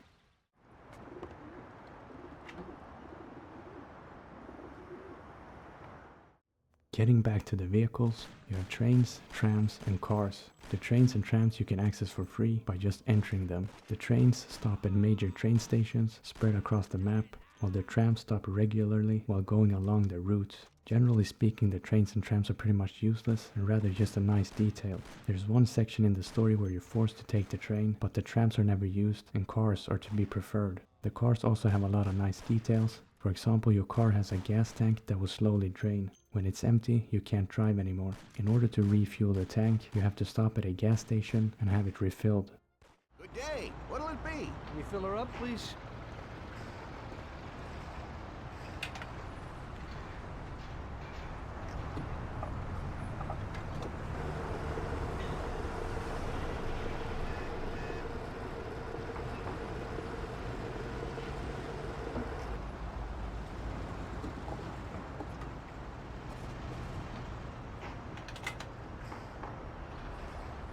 Okay, mister, she's full. Great, thanks. Your gas tank can also be damaged by gunfire and it will drain a lot quicker. You also have different gearbox options. There's a manual option and the automatic option. The automatic option changes gears based on RPM, while the manual option you'll have to switch gears up and down using keybinds whenever you feel like it. There's also a keybind for activating the clutch, which seems redundant because you don't actually have to engage the clutch in order to switch gears. You can just press the button and it gears up or down without the clutch. I played with the automatic gearbox enabled, which works well most of the time. There was only one problem that I had when the gearbox got stuck in neutral for whatever reason. Well, I was going up a hill, which meant that I couldn't accelerate anymore, and I started to roll backwards. Another detail is that while you're driving, you can only use one-handed weapons while firing out the window, but if you're a passenger, you can use a two-handed weapon. There's also extensive dynamic damage displayed for each car. You can shoot out individual tires, windows, or headlights. You can also cause dents in the exterior by driving into things or hitting it with a melee weapon. While shooting the exterior, bullet hole decals will appear exactly where it was hit. Eventually, when the car has taken enough damage, it will explode.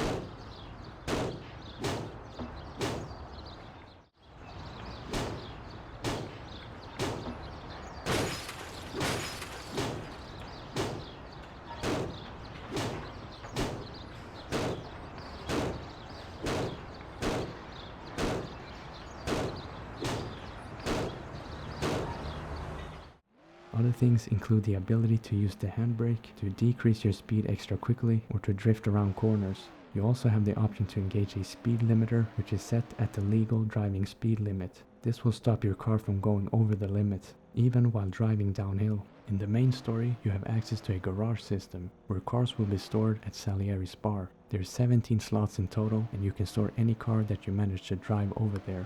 A picklocking mechanic also exists. When you progress through the story, Ralph will teach you how to picklock different car doors, which gives you the ability to steal those cars off the street. Well, I got something new in. Ain't no big thing to swipe one. Watch. You just stick a piece of wire in here and twist it a little, and you get inside where you gotta join these two wires. Yeah, it shouldn't be a problem. Thanks, Ralphie. Now don't you go sparing the gas, Tom. If you do the optional missions for Bertoni, he'll also teach you how to break into more exclusive cars, and those cars will also spawn during the mission, where you'll have to steal them to complete said mission. Okay, where's the car? That guy came in for it a while ago and drove off. But he said he was going for dinner at Roy's Grill. It's downtown, it's just a little way from Pepe's restaurant. Hey, if you hurry, you'll still find a car there. What are you freaking doing with my car? Police! Stop this! Don't do it!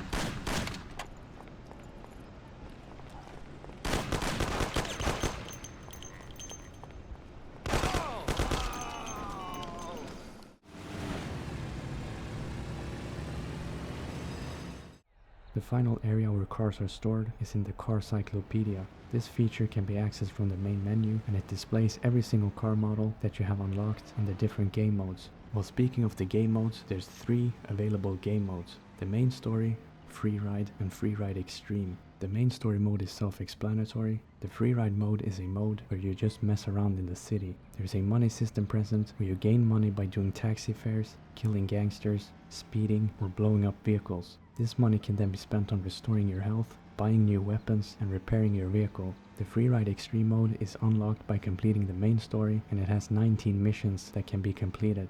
These missions are often very wacky with a non-serious tone. You gain access to new vehicles by completing these missions. Going back to the main story, there's a wanted system. This system has 3 stages: being given a ticket, being arrested, and being shot at. The police response will depend on the severity of the crime committed. Actions such as speeding or driving during a red traffic light will warrant a ticket. If you don't stop, it will turn into you being arrested instead. Crimes more severe, like openly carrying a weapon or assault, will result in an instant arrest. The same thing applies if you don't stop and allow yourself to be arrested. The police will start shooting. Even more extreme crimes like murder will result in you getting shot immediately. Initially, it's only the police that see you commit the crime that will pursue you. So, if you manage to eliminate all of them, your wanted level will disappear. But sometimes, you're so heavily wanted that all the police will be alerted. That means that if you get spotted by an officer that hasn't seen you commit the crime, he'll still chase after you. In order to get rid of the highest wanted level, you just need to stay hidden until the wanted bar depletes, and then your wanted level will disappear.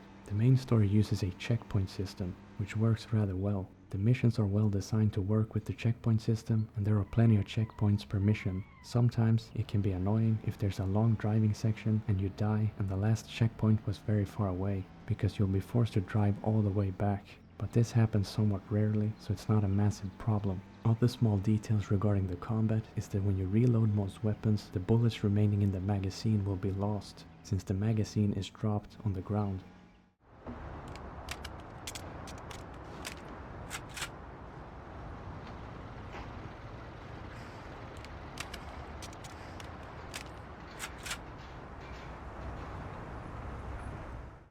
This is a nice detail in terms of realism. It's also accurate for most of the weapons, but for some weapons it's also inaccurate.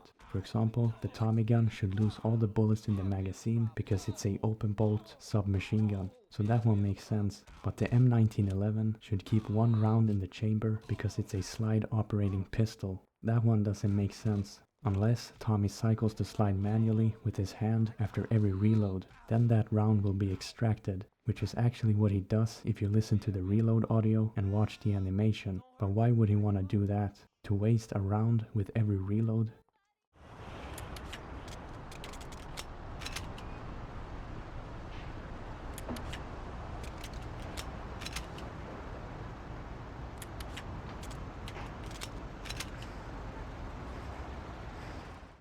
Another detail is that when some enemies are shot, they don't die immediately. They'll crawl around on the ground, squirming while they're bleeding out. If you shoot them once more, they die instantly, or you could just wait for them to bleed out, because they won't stand up again and you could save that one extra bullet.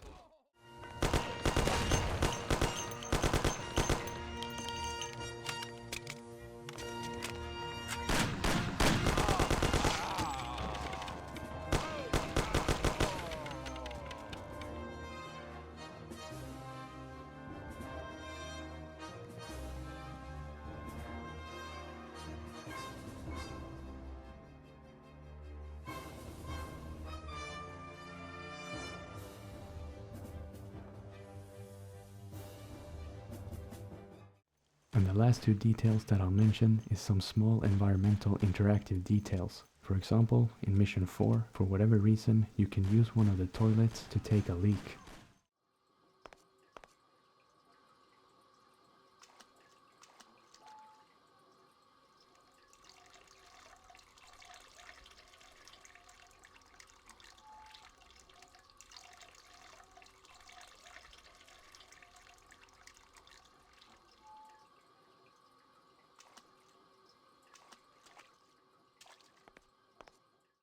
And in Mission 14, you're able to drink the wine at the bar. If you drink from the glass 3 times, Tommy will become drunk.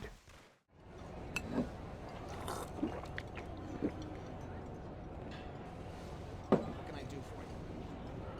Whiskey on the rocks. Sure, I'll do it for you.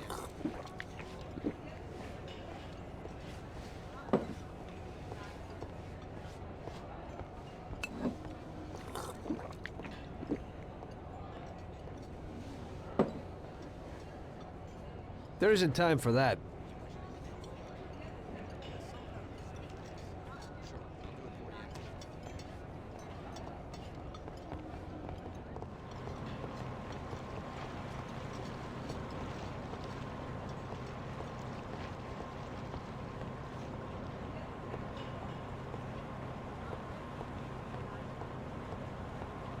Did you see that dame with John? Yeah, I'd say she's worth the trouble. Well, apparently. That concludes the gameplay section. Onwards to the visuals.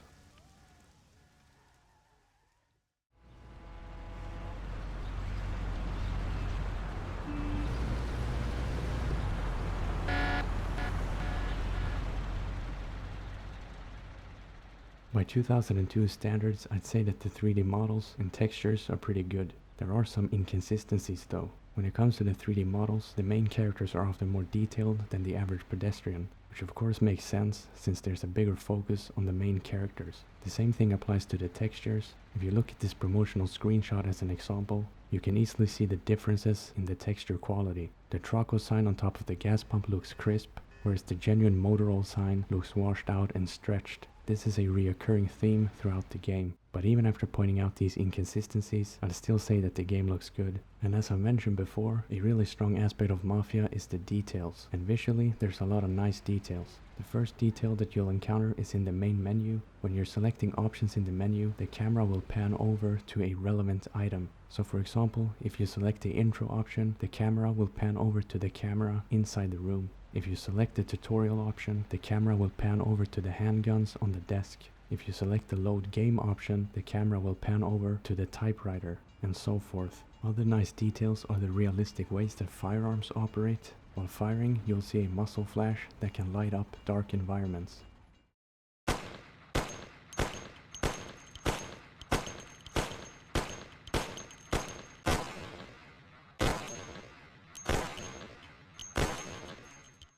You'll also see ejected bullet casings flying out of the weapons and landing on the ground. When you reload, an actual magazine will be dropped on the floor. One inconsistency in regards to this is that the sawed-off shotgun will not drop any shells while being reloaded, but the standard pump-action shotgun will when the pump is operated.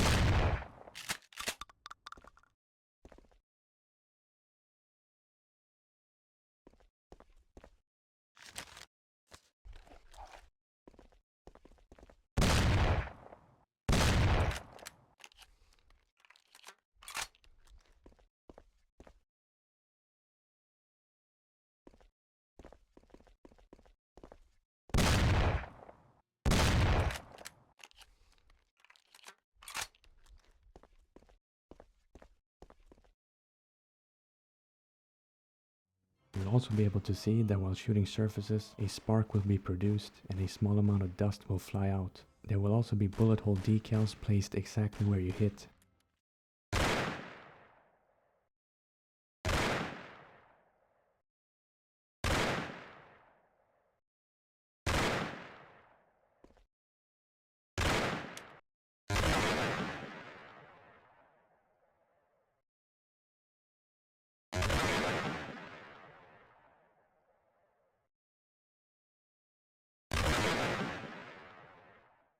When it comes to the vehicles, there's a similar level of attention to detail. Some examples would be that when you turn left or right, the corresponding turn signal will blink accordingly.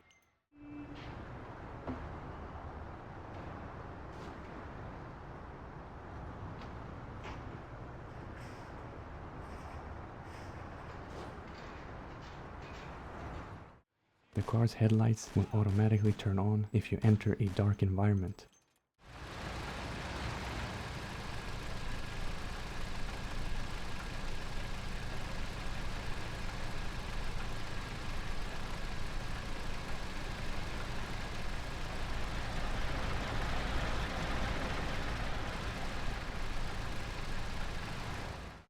And whether it's daytime or nighttime, your dashboard will look differently. If it's daytime, it will be neutral, but at night, the dashboard will light up. Speaking of the heads-up display, it's very minimalistic. The only thing that will show up by default is the health bar. Tommy's health bar will have a red background, whereas any ally will have a blue background. When you equip a firearm into your hands, the ammo counter will appear. Whenever you're able to interact with something, an exclamation point will appear. When there's an active objective, the objective arrow will be displayed. When you enter a vehicle, there's a number of elements that appear. These elements are the tachometer, the speedometer, the currently enabled gear, whether the manual or the automatic gearbox is enabled, the odometer, the fuel gauge, and the minimap.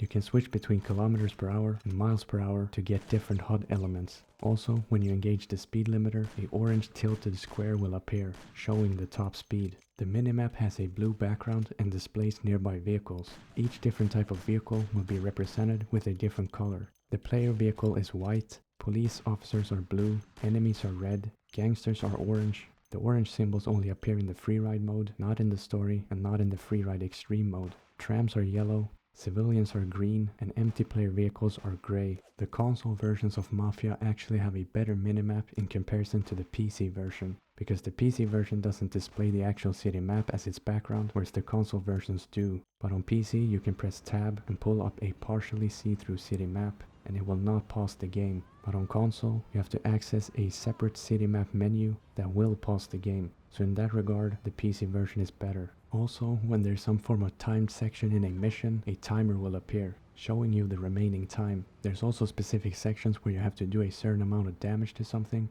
and then a damage bar will appear either at the bottom or at the top of the screen. One final thing about the HUD is that the health bar icon for Paulie and Sam looks wrong. This is what Paulie's health bar looks like. That doesn't look like Paulie to me. And this is what Sam's health bar looks like. And that is definitely not Sam. Sam has dark brown hair, almost black, and this icon shows a guy that's blonde. Why?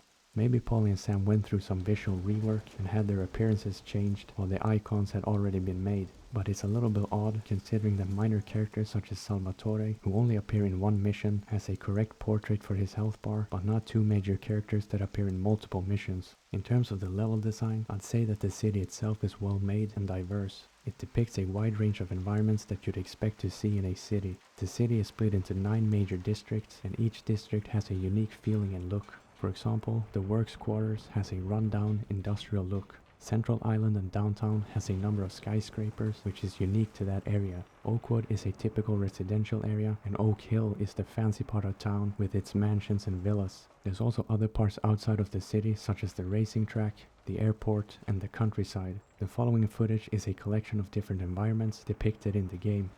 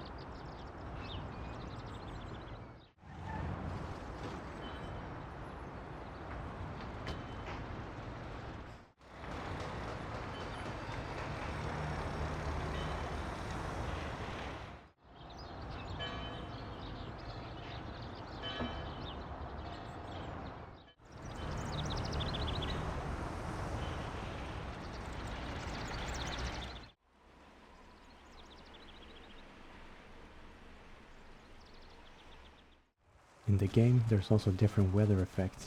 The type of weather doesn't affect anything other than the visuals. You'll see things like clear skies, fog, and rain.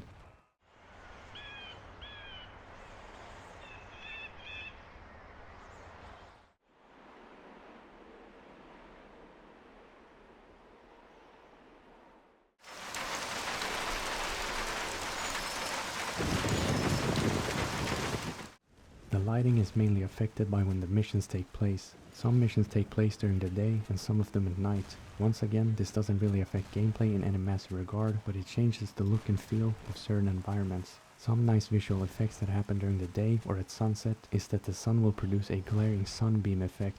This is a collection of footage that illustrates the difference between the lighting during day and night.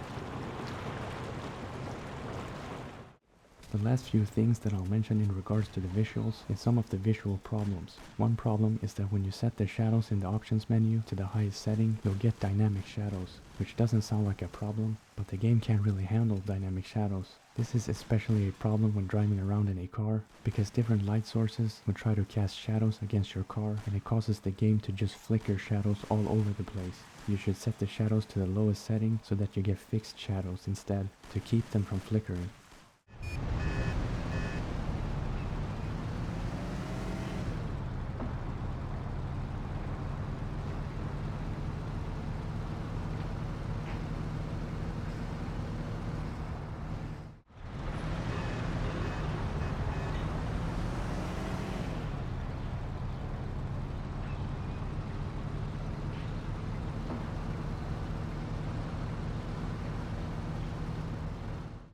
Another problem is with the blood, which will also flicker. Although the blood flickers a lot less than the shadows, it is still very noticeable. In the options menu you have a slider for level of blood. If it's set to the highest, you'll get the best effects and the highest amount. To be fair, the blood effects do look really good, but the fact that they sometimes flicker is a big annoyance. You could turn them off, but I decided to keep them on, since it wasn't that big of a problem like with the shadows. There's also a nice detail where if you step into a blood pool, you'll leave bloody shoe prints on the ground.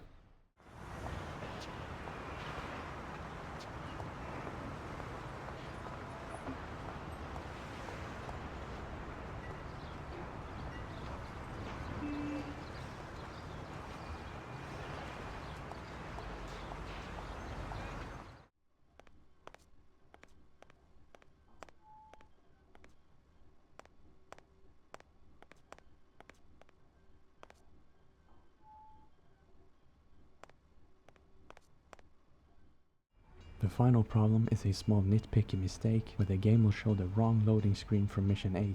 The first portion of the mission is called the whore, but it shows the loading screen for the priest, which is the final portion of that mission. Once you enter the hotel, it shows the correct loading screen, but not before that. And while we're talking about loading screens, I think that the loading screens are really good as well. That wraps up the visuals, onwards to the audio.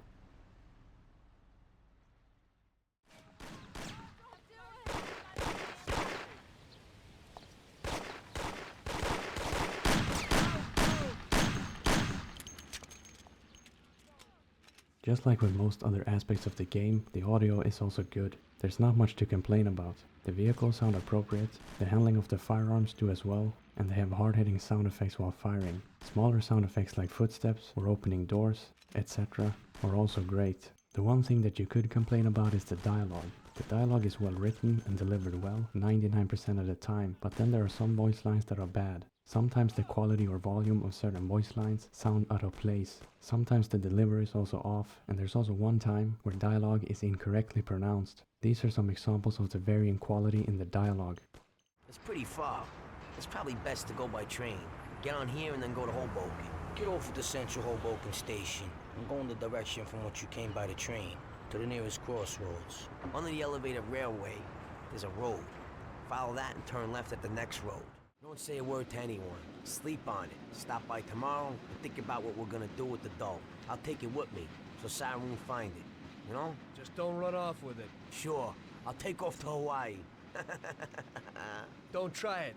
I'd find you and stuff that metal-plated briefcase down your throat. I'm looking forward to it. Yesterday, Frank handed over all our account books. The prosecutor is having a field day. Damn it. How do you know I didn't kill Frank?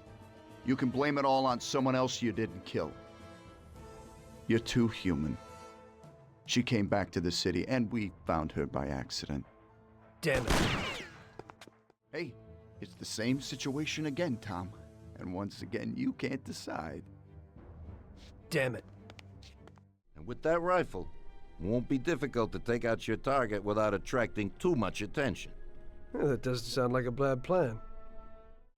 The soundtrack is around 2 hours long and is separated into 2 different parts. The first part is the orchestral music that was specifically written for the game, and the second part is all of the licensed jazz music. The licensed music is removed from the Good Old Games and Steam versions of Mafia due to licensing issues, so they're not included anymore. although you can still hear some of the tracks in the background of some of the cutscenes, where it seems like they have not been removed by the developers. You can also find some of the music files in the install directory, but they can't be accessed. Therefore, I'm not going to talk about or show any of the licensed music, simply because I don't want to risk a copyright strike on my video. But when it comes to the orchestral music, it was composed by Vladimir Simunek.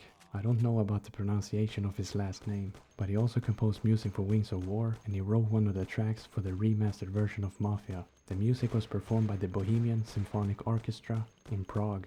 The instruments being used were exactly what you'd expect from an orchestra. Anything from strings, percussion, horns, piano, and keyboards. The songs convey a lot of different feelings. Some of them are beautiful, some are stressful, and some are grandiose. The following songs are highlights from the soundtrack.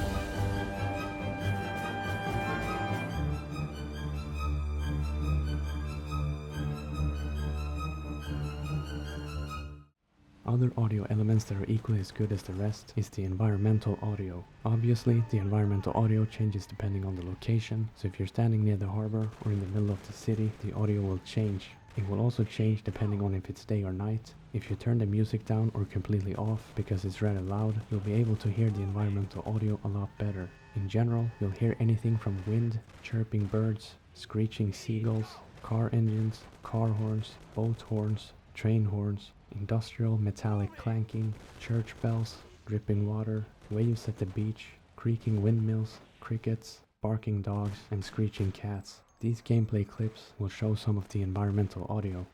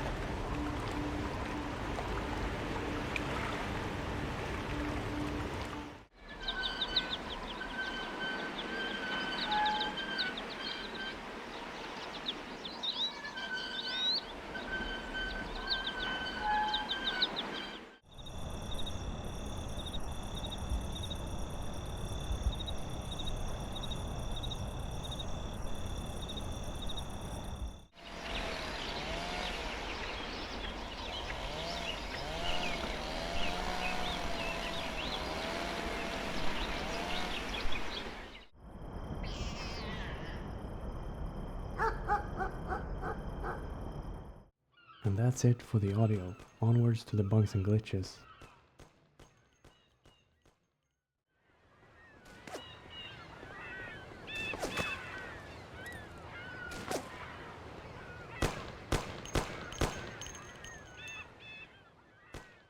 The first problem is the flickering blood and shadows. I went over that already, but regarding a fix, you can either set the blood and shadows to worse settings to solve the problem, by simply removing the problem to begin with. But then obviously you get worse looking visuals.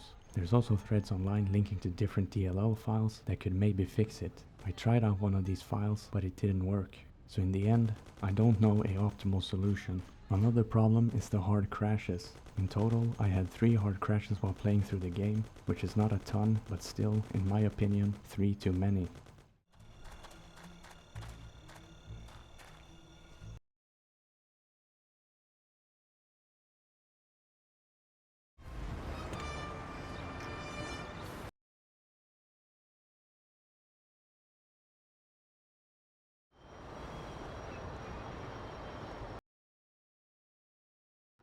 Some other problems are mission related. In mission 15, the mission where you assassinate Sergio Morello Jr., Paulie got stuck during the first assassination attempt. Normally, Paulie is supposed to get out of the car and say some lines of dialogue before you interact with the payphone, but he just got permanently stuck in place, requiring a checkpoint reload. Here we are, stop right here, Tom.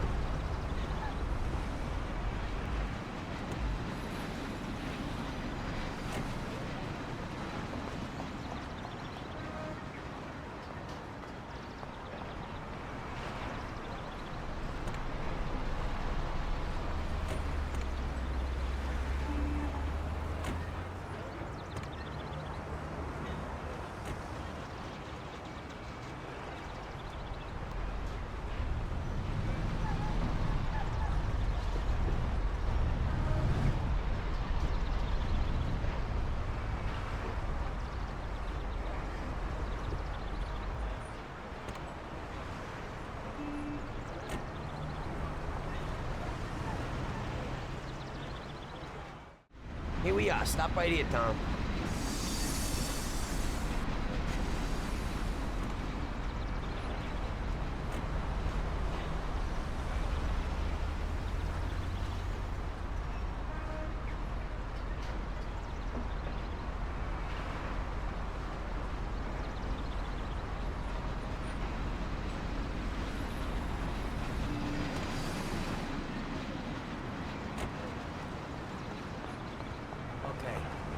stand out front.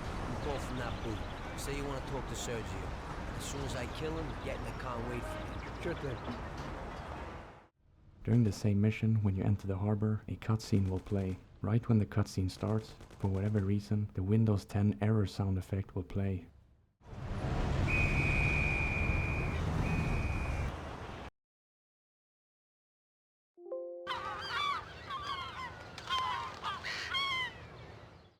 Another mission riddled with problems is mission 18, the mission where you steal the cigar crates. The truck that you're meant to steal is a buggy mess. Some problems that I had was that the truck would sometimes get stuck in traffic, sometimes it would get stuck in the harbor, and when the truck reaches its final destination, it will get stuck in a constant state of acceleration, which meant that I couldn't get into the truck even after killing the driver.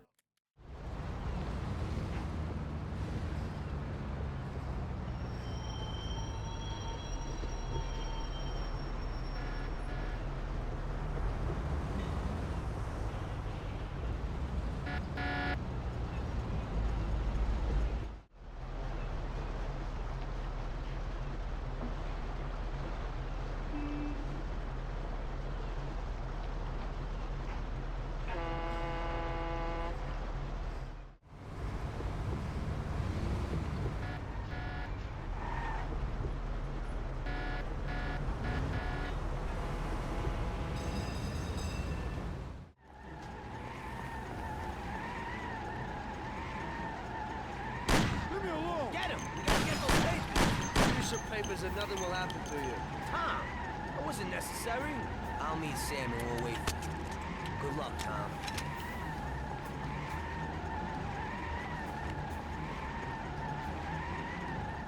Now, wait here for a truck and then follow it. We'll overtake it in a safe spot and take what we need.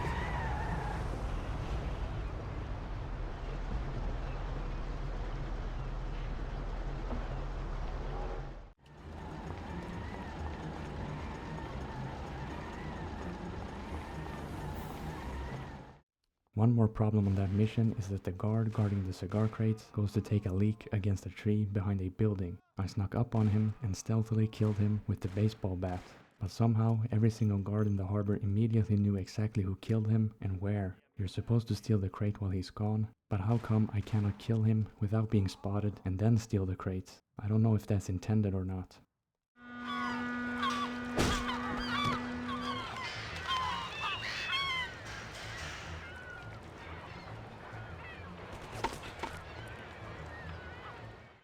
And the last problem that I'll mention is the frame rate. The game will cap out at 60 FPS regardless of your setup. I don't know if that's intentional or not. Maybe the frame rate is tied to the physics or something, therefore they have to cap it. But I noticed that I got a bunch of frame rate drops playing with VSync turned off. Once I turned on VSync, it got a lot better. But it sucks having to be capped at 60 FPS, although the game will still run smoothly. But it might be an issue for monitors with a higher refresh rate. And that's it for the bugs and glitches. Onwards to the summary.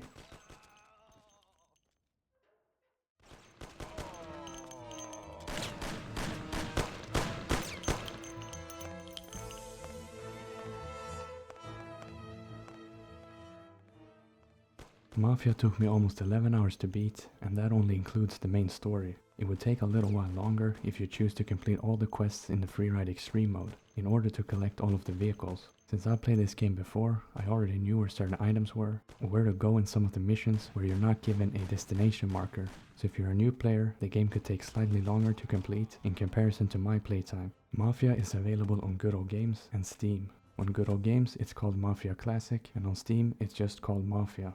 The Good Old Games version is more pricey than the Steam version. On Good Old Games it's sold for $14.99 and on Steam it's sold for $9.99. I'm pretty sure it's the exact same version on both platforms, so if you'd like to save some money, go for the Steam version.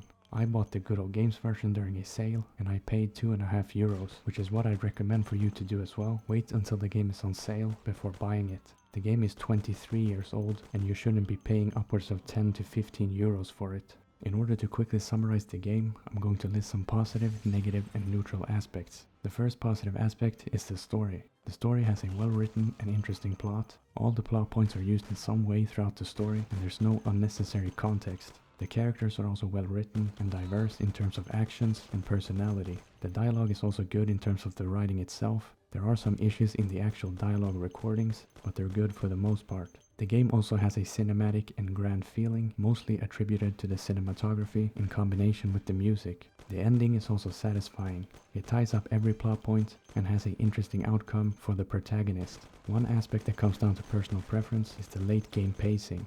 I'm not particularly fond of it, but other people might disagree, so I'll say that it's a neutral aspect of the story. And the last thing that I like about the story is the element of comedy here and there. Usually, a lot of comedy in various media feel forced in as a cheap gag. I didn't find the comedy in Mafia to be cheap, but rather appropriate and somewhat funny. The first negative aspect is the bugs and glitches. One problem is the flickering blood and shadows. This is not an easy issue to fix, and the easiest thing to do is just to turn them off in the options menu if they bother you too much. Another problem is the random hard crashes that happen sporadically. I couldn't tell anything in particular that triggered these crashes, and they just appear to happen completely randomly. Characters getting stuck during some missions is also a problem. It doesn't happen often, only sometimes. And just like with the crashes, there wasn't anything that I could think of that caused this to happen. Other things that got stuck was the truck during the cigar crate mission. Yet again, I don't know what caused the truck to get stuck, but this specific truck caused me a lot of problems and required multiple checkpoint reloads in order to solve it. You also have the random Windows 10 error sound being played during a cutscene. The final problem is the frame rate with its FPS drops. Enabling VSync definitely helped, but it still happened, and you'll be capped at 60 FPS regardless if VSync is on or not. The first neutral aspect is the gameplay. The combat sections are pretty good, but there are some annoyances related to the combat itself, such as the stun locking, the tight environments, which causes some camera problems, and the occasional problems with the corner peeking. There's also very few enemy types, only 2 in total. The weapons are diverse and heavily detailed. The inventory system is also good, although somewhat intricate. The vehicles and the driving is very detailed mechanically, but there's just way too much time spent driving around everywhere. I also like how the gameplay choices will affect aspects of the story, such as specific cutscenes being played or specific dialogue being included or not. There are some annoying mission sections like the race during mission 5. Other than every negative thing that I've mentioned, I like pretty much all of the other mechanics and details of the gameplay. The second positive aspect is the graphics. In general, the game has well-made 3D models and textures. There's a difference in the modeling and texture quality between main characters and side characters, which is to be expected, I guess. The firearms are also well made and feature plenty of details, like muzzle flash, ejected bullet casings, ejected magazines, bullet hole decals, and surfaces reacting to bullet impacts. The same thing applies to the vehicles. There's also a nice level of detail. Some cars are better modeled than others, and some cars are more detailed than others. Like some cars have reflective exterior surfaces, while other cars don't. The HUD is also good and minimalistic. It doesn't occupy a lot of space and never gets in the way. The UI in the menus is also sleek and minimalistic. Straight to the point and no convoluted menu options. The level design is great. The city features a wide range of environments, and the interior locations are also diverse and detailed. Some basic weather effects are included and used to great effect. The game also has a day and night cycle that affects the lighting, which is also used in a good way. The final detail that I like visually is the loading screens, although there's one mission that displays the incorrect loading screen for the wrong part of the mission. The second neutral aspect is the audio. Overall, the audio is very good. The firearms have good handling noises and punchy firing sounds. The vehicles also sound good with audio details such as their engine sounds, screeching tires while braking, gear changes, and wobbling rubber sounds when tires have been punctured. Other small noises like footsteps, turning light switches on and off, or opening doors are also good. The dialogue is well recorded for the absolute most part, but then there are lines here and there that sound stitched in with a varying audio quality or delivery. The orchestral portion of the soundtrack is fantastic and used in a great way for key moments in the game, but one massive negative aspect of the audio is the removal of the licensed jazz music that usually plays while traveling through the city. This is a massive audio portion that was in the original version but no longer exists, which leaves the new version feeling eerily quiet in comparison. The environmental audio is really good and is able to fill that void rather well, but the original licensed music being removed is a massive disappointment. In conclusion, I think the Mafia is a great game, and it was especially good when it came out. It's a game that I would definitely recommend to anyone who is interested in older third-person shooters that by modern standards are somewhat clunky but has a lot of charm. I could also see how a lot of modern players might find this game really frustrating to play, but I'd also advise people to at least give it a shot, especially if you buy it during a sale, then just try it out. It might not be your cup of tea, but anyways, if you made it to this part of the video, then thank you for watching.